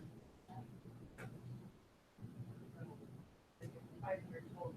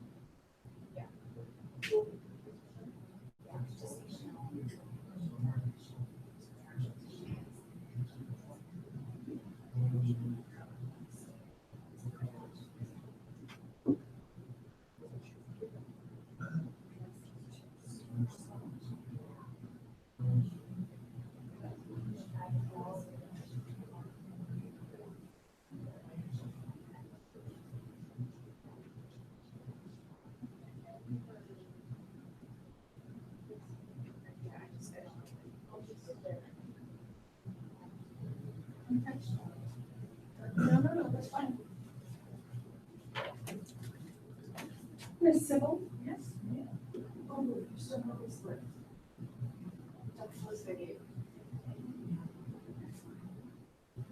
Can you help me go through this? And figure out. Becca has all the addresses for these. Well, she doesn't know because there's names and then this, so.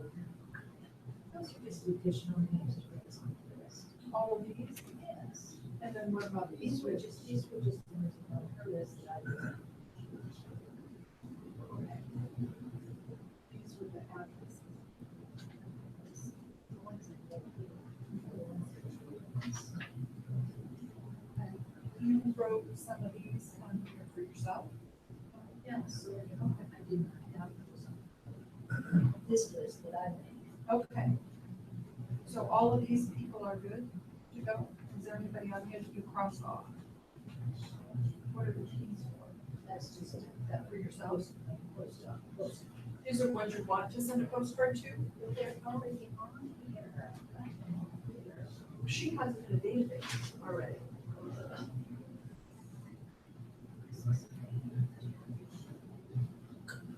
So these, I probably didn't give it to tell you the right thing. She has the addresses for these from last year. So these that you have here are new that aren't on here? Okay. These were ones that I did not have. This list. And These were from that list. these names here are from this list? Plus Okay. others. Okay, so she doesn't need those because she's already got mine. She had all of these. Okay. Right, but for the mail, what she mailed last year. So these that you wrote over here aren't on the list. Well, they are. Oh, I just picked and choose and added to. So you picked from here who you wanted to send to. Which I did not have on this list. Some of those were on this list. This list plus the others that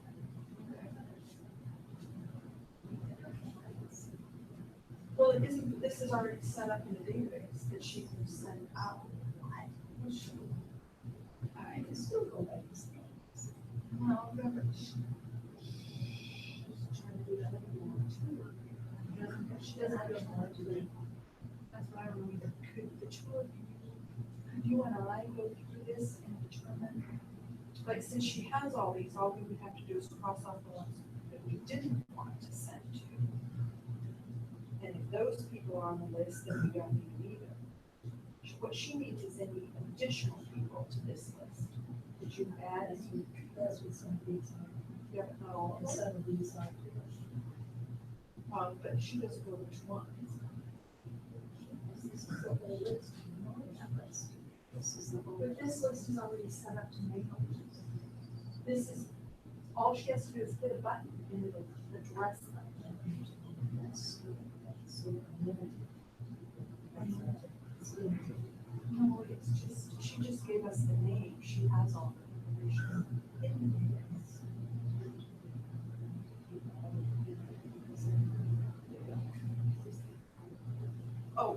this would mean, do you think this is the list that you gave her last year? Now, okay. Well, this is, okay, these are the ones that are on the list from last year. These are the people who would have gotten the list, and these are the people who want to get invitations this year. Well, okay, so.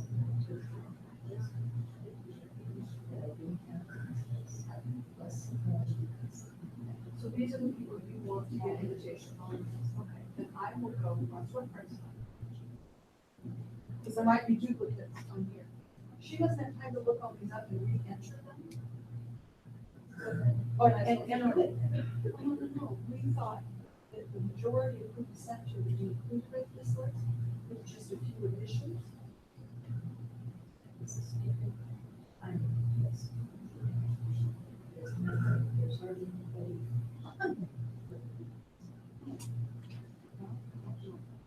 There's.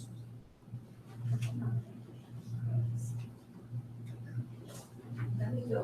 Okay. Okay.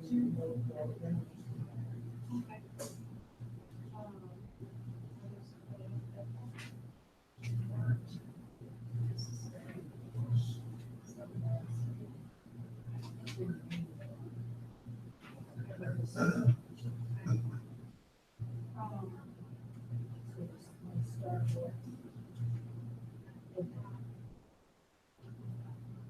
what you're finding on here, he's on here. He's on here and he's on there. So.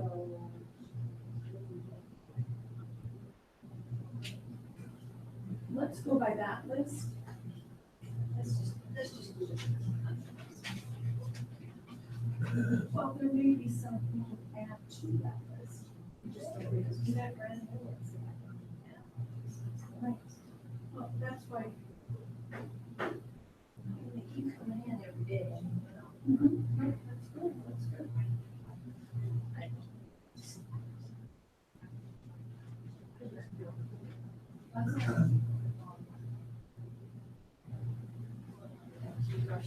She's pretty good.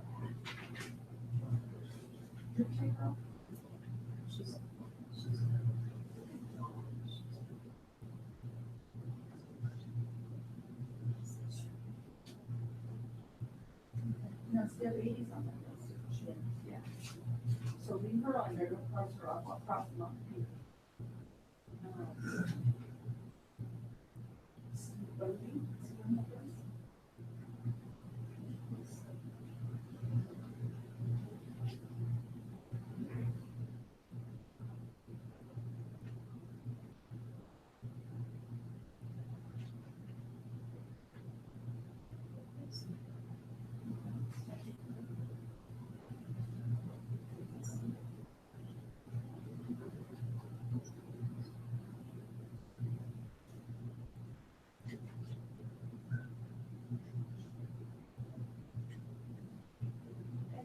How, let's say how far back, the names that are on here, are these like just this year? No, they go farther back. Nancy Shikowski.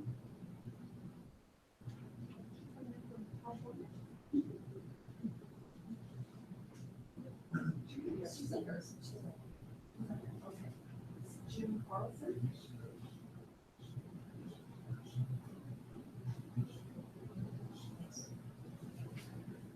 April Lambert.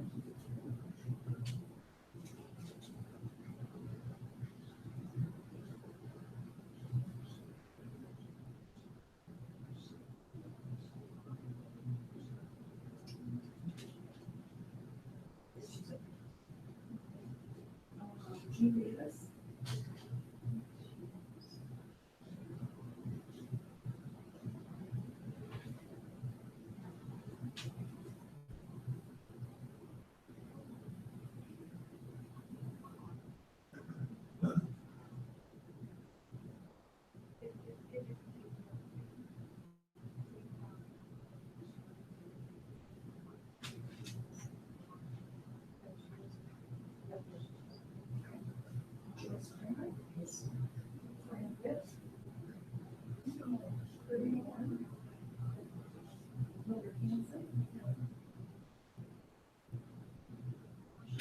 You have your address.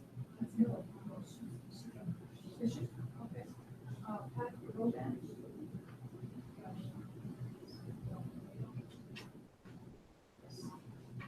Jim Clausen.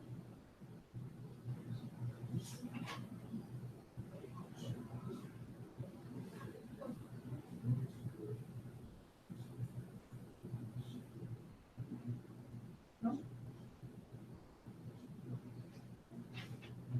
Dan Boyce. Yes. Mike Miller.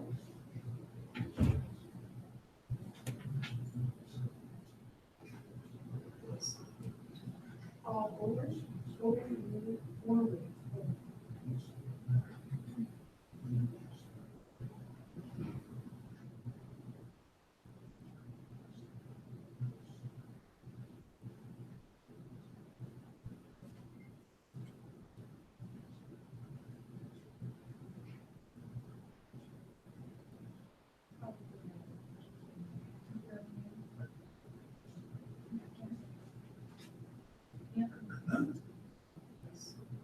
Mike Van Vera.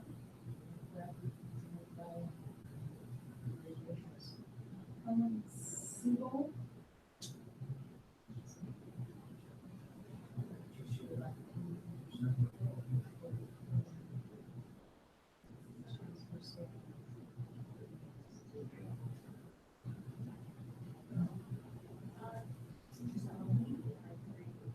Bonnie Carroll.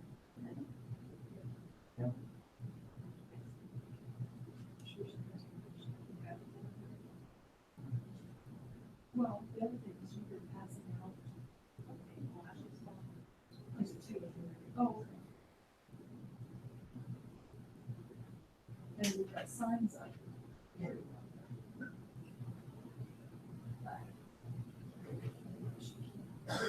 Maybe she. Okay. Have you gotten any RSVPs in any for the company? Yes. Okay, I've gotten them down. Yes, ma'am? I talked about Eli. He said, his wife said he received one 2-3 days ago. Maybe something. Okay. Should I put one down that's not entered?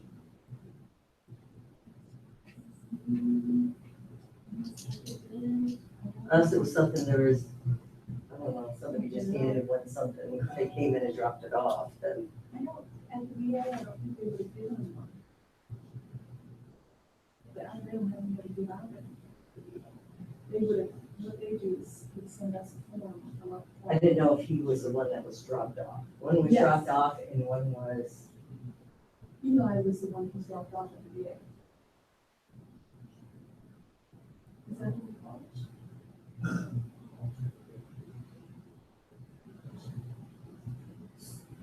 well, then, so he, the one that was returned, then you already delivered one. I did, yeah. Okay. But you, is that who you called and said they had one? Yeah, they said they had one. They said we received it 2-3 days ago in the mail. Unless there's not one. But we don't have one. Well, no, and I can double check. Yeah. But at least they have it, and she said it's fine, she loves it. He Okay. loves it. Well, if nothing, you can't find anything else, just make a note. On here that he has a radio. Yeah. Good, thanks. Yep. Ellen Ottenhorst? Is that it? Bob Bassler? Patton Tom Blazen? Tom looks like Shanahan. Laura Schroeder, Showmaker. Is he on there?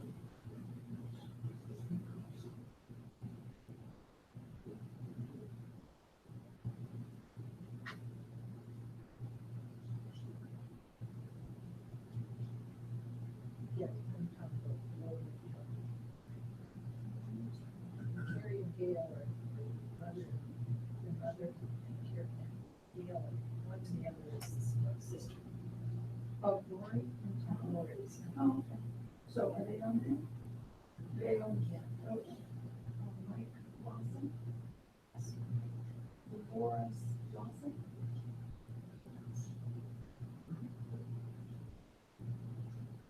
Yes. Gary Beaver. Yes. Bill and Jackie Blake Doyle.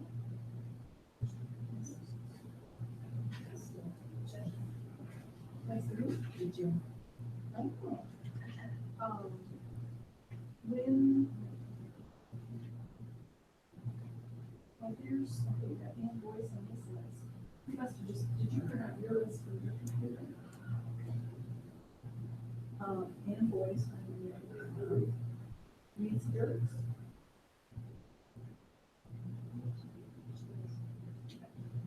Okay. Madeline Galloway. Okay. Jeff Handy.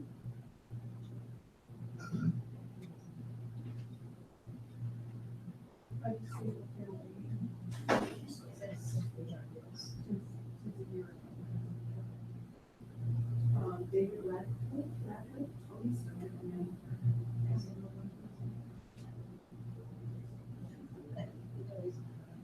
Yeah. Now Nancy Dirks is here. She's fairly, Okay. after, we had this in July. Mary Zettlinger.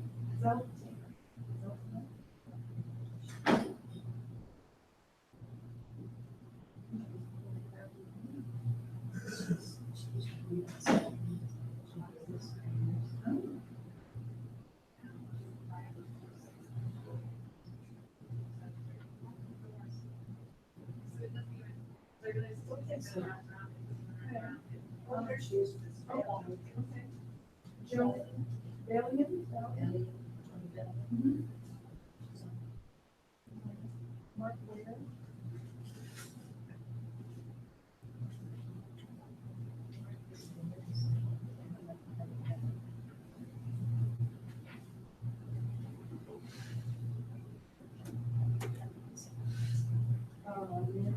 Michelle Francis Stein.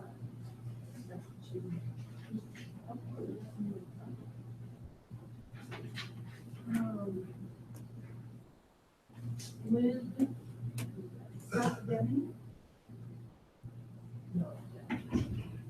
Blair Eagle. Donna Wayton. Wayton, yeah. So these are all. Oh. You just. Oh, okay, so maybe last year, but you did people that.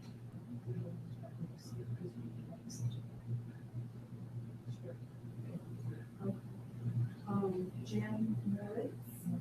She used to go.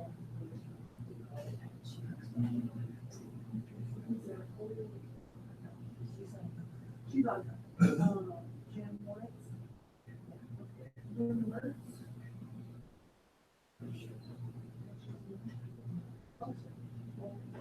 Sylvia Golden. Tom Lentz. Yeah, he's on. And, oh, I'm sorry, you're talking to the rest.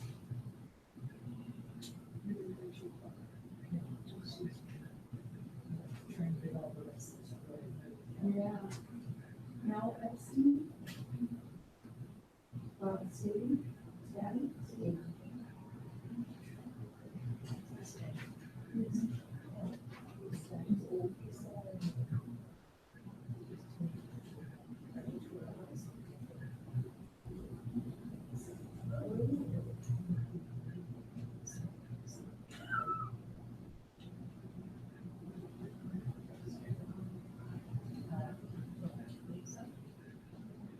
Justin Stoll.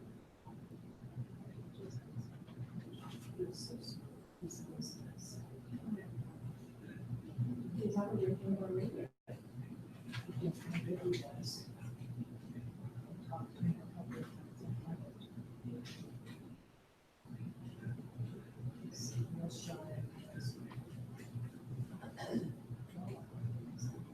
Okay.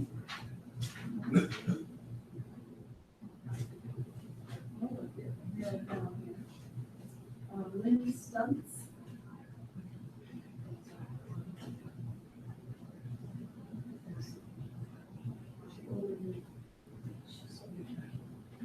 No, get it, more categories. I'm too confused. I'm putting initials after their names. New, old. No, I'm not old. No, I'm not. Patty, Benny.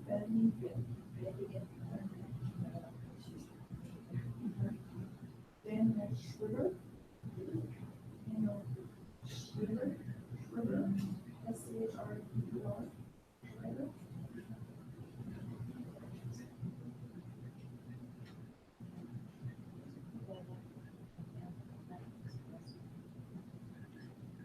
Dorothy Sampson.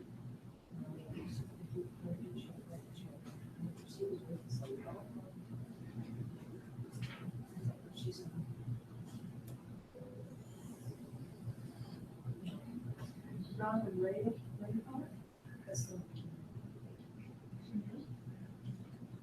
Oh. She came back. She came in. Oh. Okay.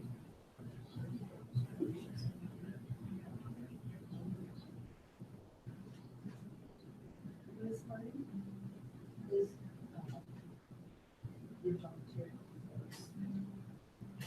She's a.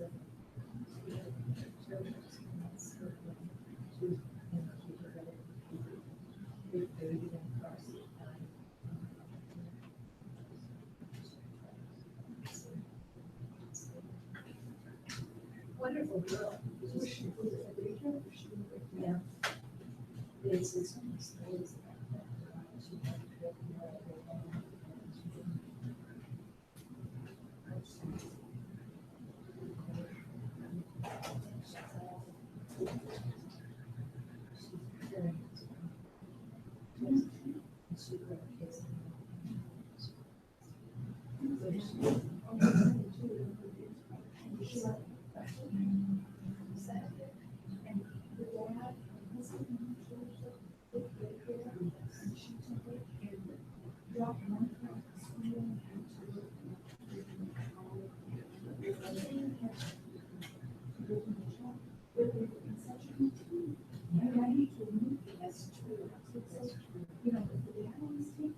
well, I think Dad was just not trying.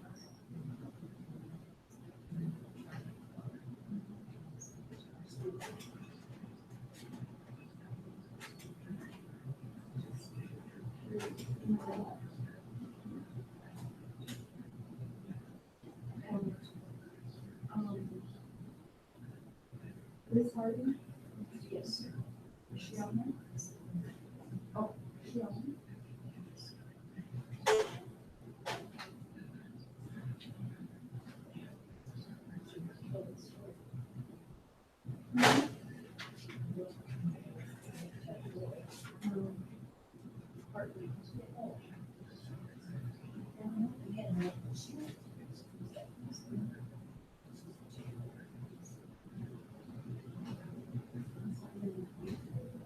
Cece Carson?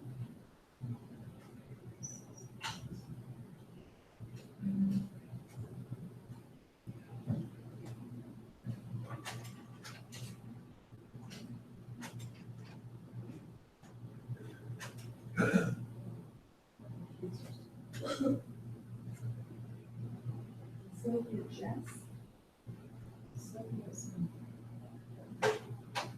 Remington.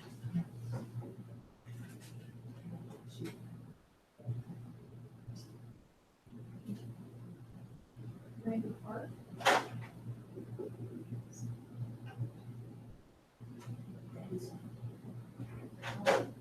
Jessica and Mitch. My question's her name.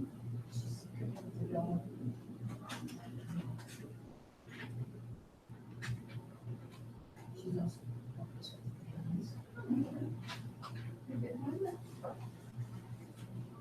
Gary Peterson.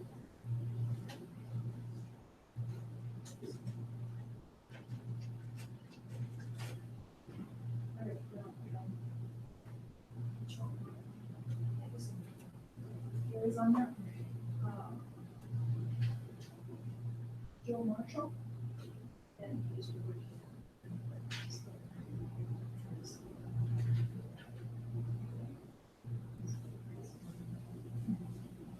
Colleen Watcher. Walker. She's in a nursing home. She's Diane Watts.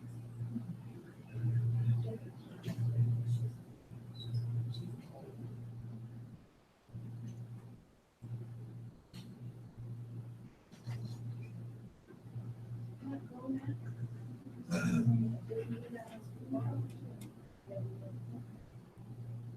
Steve Hahn.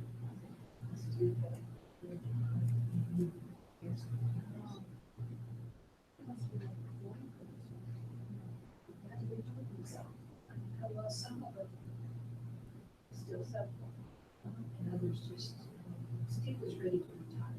I suppose there was some, and they probably needed this to come and say, hey, I want to do this. So it's good, you can see how. But he had already said, Need some of them come in, some of them just volunteer.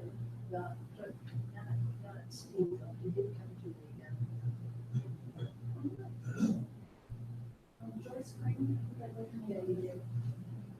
Ronald Raycom, That's, Robert Logan, Robin, what is that's, this is Judy Lou, German.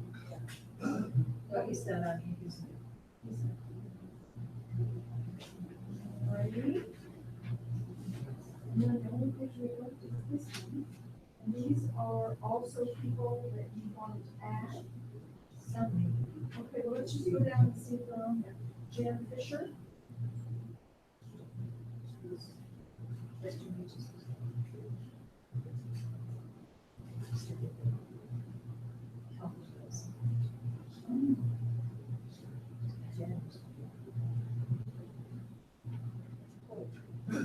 She's a friend of Debbie's. Yeah, she's, okay, Pat Geary,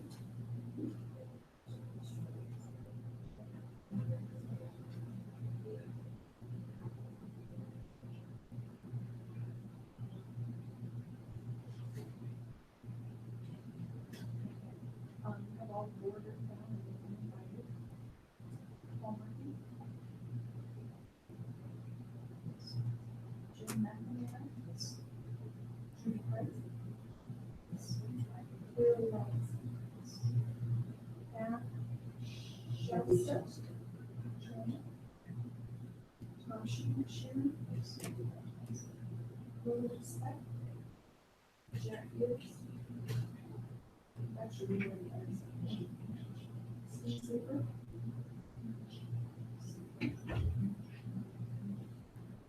yes, yes. Oh, okay, cool. Alan Stark.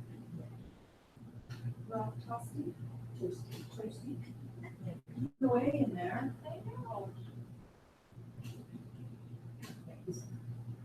Stan Tracy. Ron Triplett. Haven't seen you at death yet, Triplett? She's Triplett. Yes.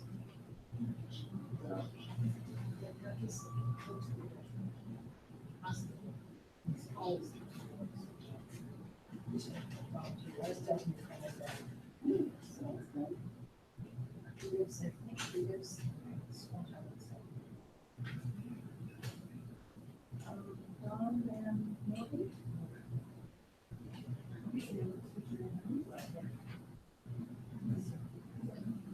Tom Walsh.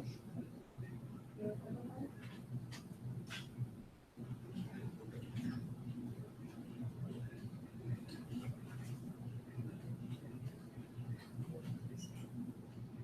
Doug White.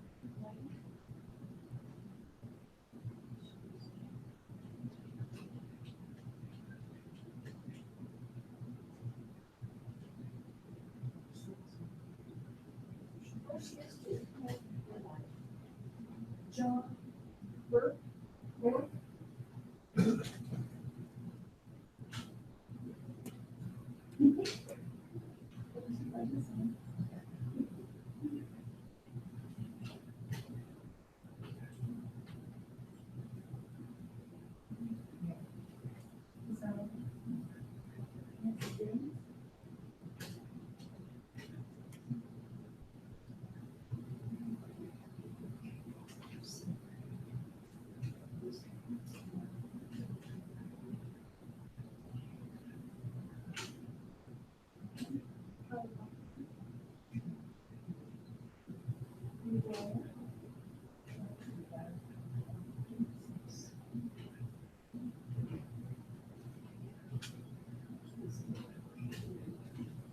It's hard to read this.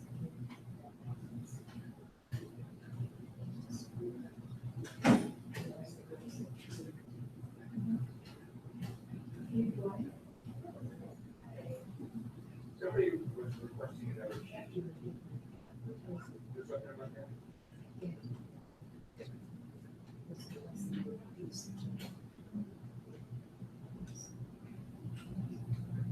Would you like to know?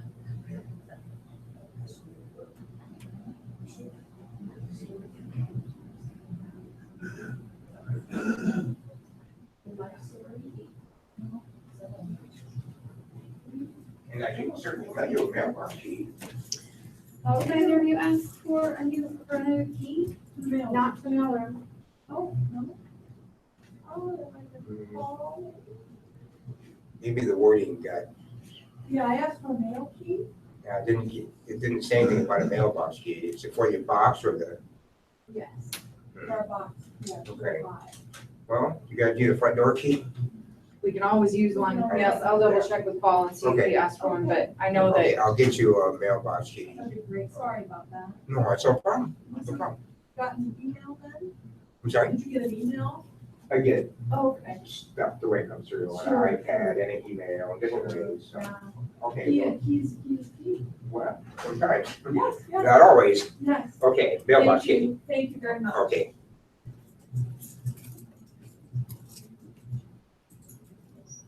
Thank you.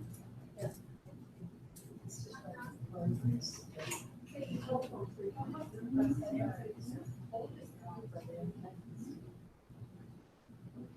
Chief Wire, Bill Hassan.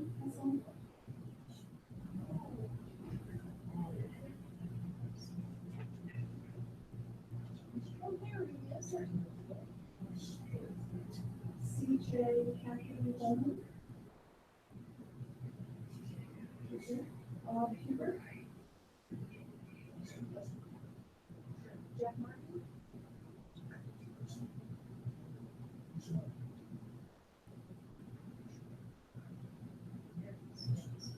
And Brad Schroeder. We just, we think what happened, we requested, box, and then they put them, I just wanted to make sure no one else was waiting. Right? She has. Okay, perfect, because I still have, well, that helped a lot. And it's probably not helpful. All right, well, perfect. No. And we're always trying to, so, all right, thank you.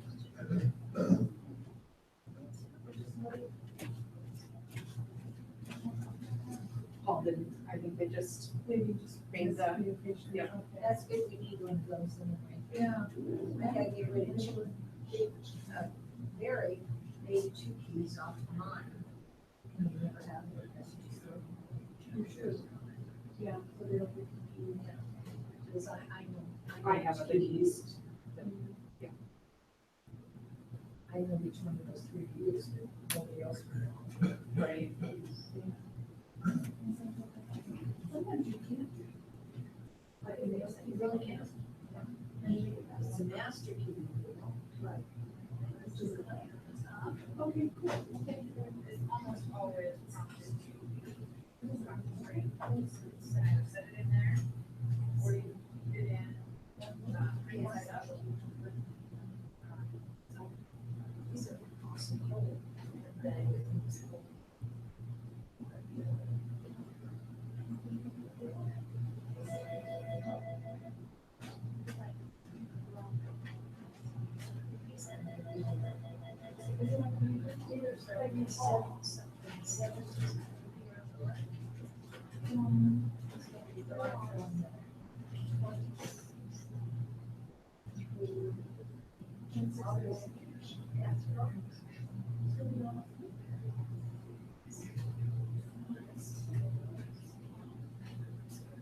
Is his old, is his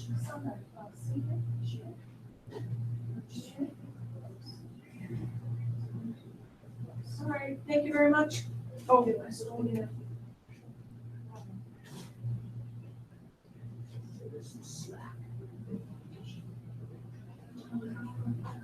I've been noticed, you know, broken too many things now. Sometimes in the sometimes I fantasize about really bad things, like just doing the same next to me.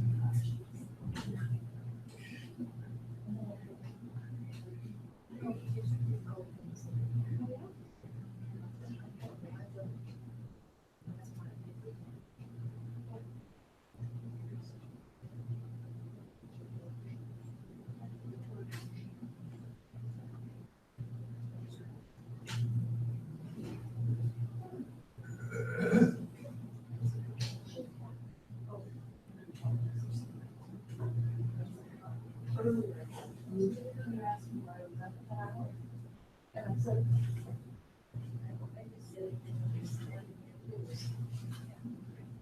So you won't report me to the.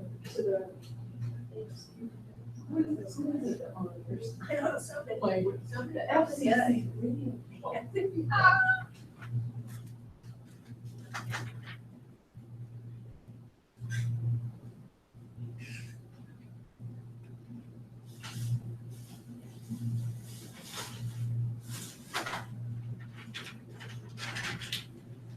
It's only the Monday, Tuesday papers that are different. Okay. Paul was supposed to come see me, he didn't, so I'm gonna yell at him. Okay. Knock, knock, Paul.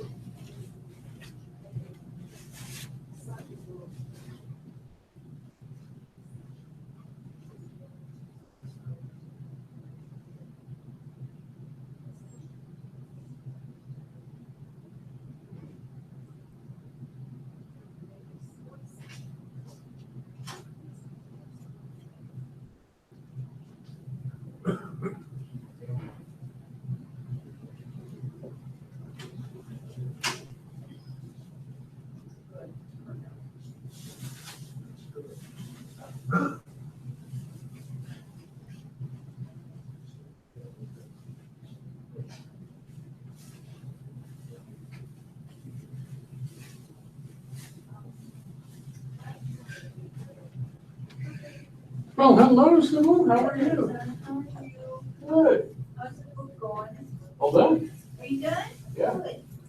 Was it good? That's good, enjoyed it. Yeah.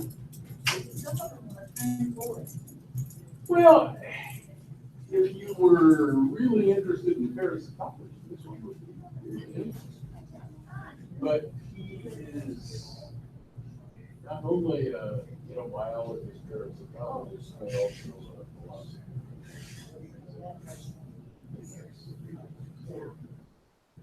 uses the bugs, single cell creatures to talk a lot more about that.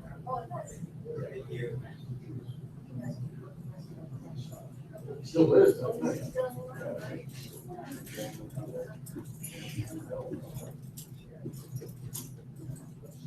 I mean, he's died with someone that was, yeah. Yeah, he definitely painted a picture. You know, and all of the book is based on, field research that he was doing in Keene County. So, he just uses dick thistles and marsh wrens, all kinds of things as adored, bigger truth. Yeah. That's a gift. And, he describes himself as, a mathematician and all that, not normally the kinds of things you think of being philosophical as that is writing. But I do enjoy it, so.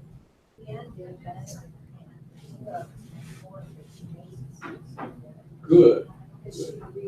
Yeah, she reads really well. She reads it very, very well. And so it keeps your interest just listening to her. It's like Ann Boyce, she reads. And we have listened to Ann, the books that she reads to I us. think so. Really good. And she looks like a Oh, no. and she just loves to read. So you can tell it. Yeah, it comes through. Yeah. It's just best. It's a more.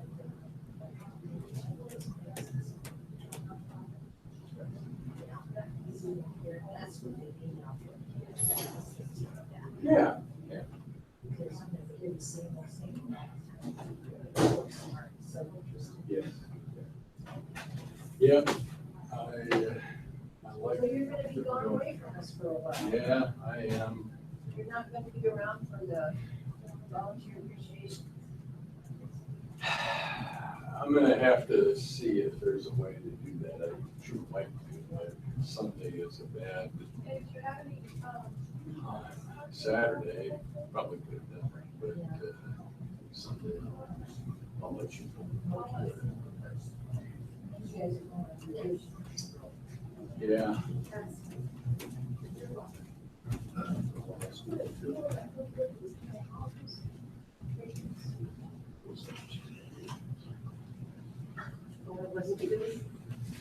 Thank you. I catch a door there for you? You. sorry, I gotta go with Ralph, okay. No, I was just gonna try and catch her door. Oh, can I go help her get the mailroom then? Sure, yeah, absolutely.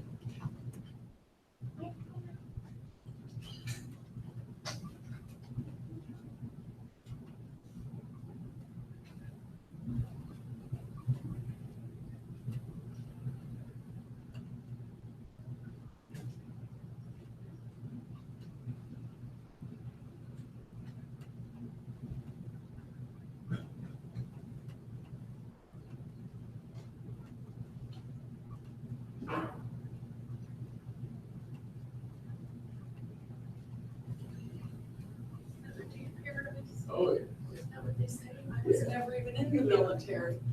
Ralph, this is Polly. Polly, this is Ralph Morocco. Good to meet you. Polly's a wonderful lion and volunteer. Oh, very cool. Yeah, Ralph's the chairman of the board and a reader. Cool. Nice to meet you. Good to meet you. Thanks, Ralph. Work like a house fire. Sybil, here's that article on the rural world changes. I think the only thing that impacts you is the weather map. Oh, On Monday and Tuesday, it'll be in black and white, and in the middle of the yeah, section. I noticed it was black and white today. Okay. You need me to get the door? No, I think I got it this time. I have one hand free. All right.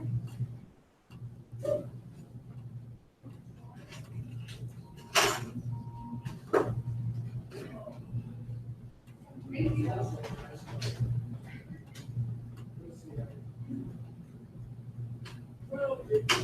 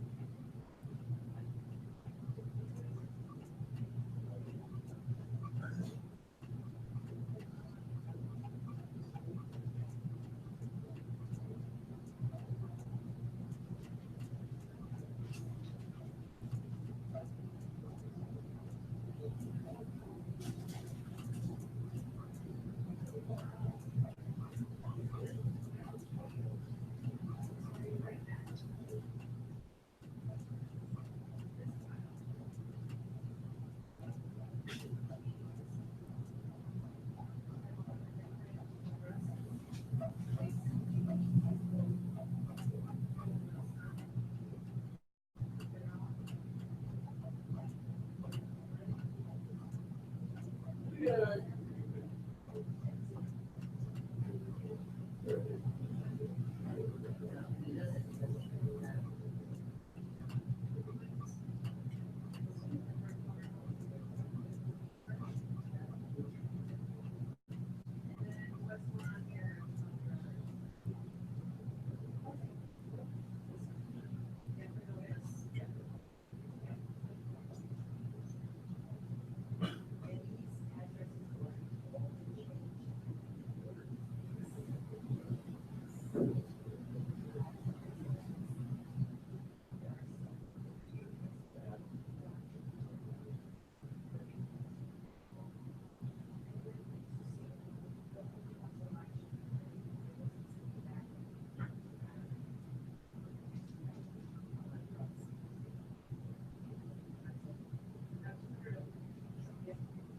just make sure we get the new addresses.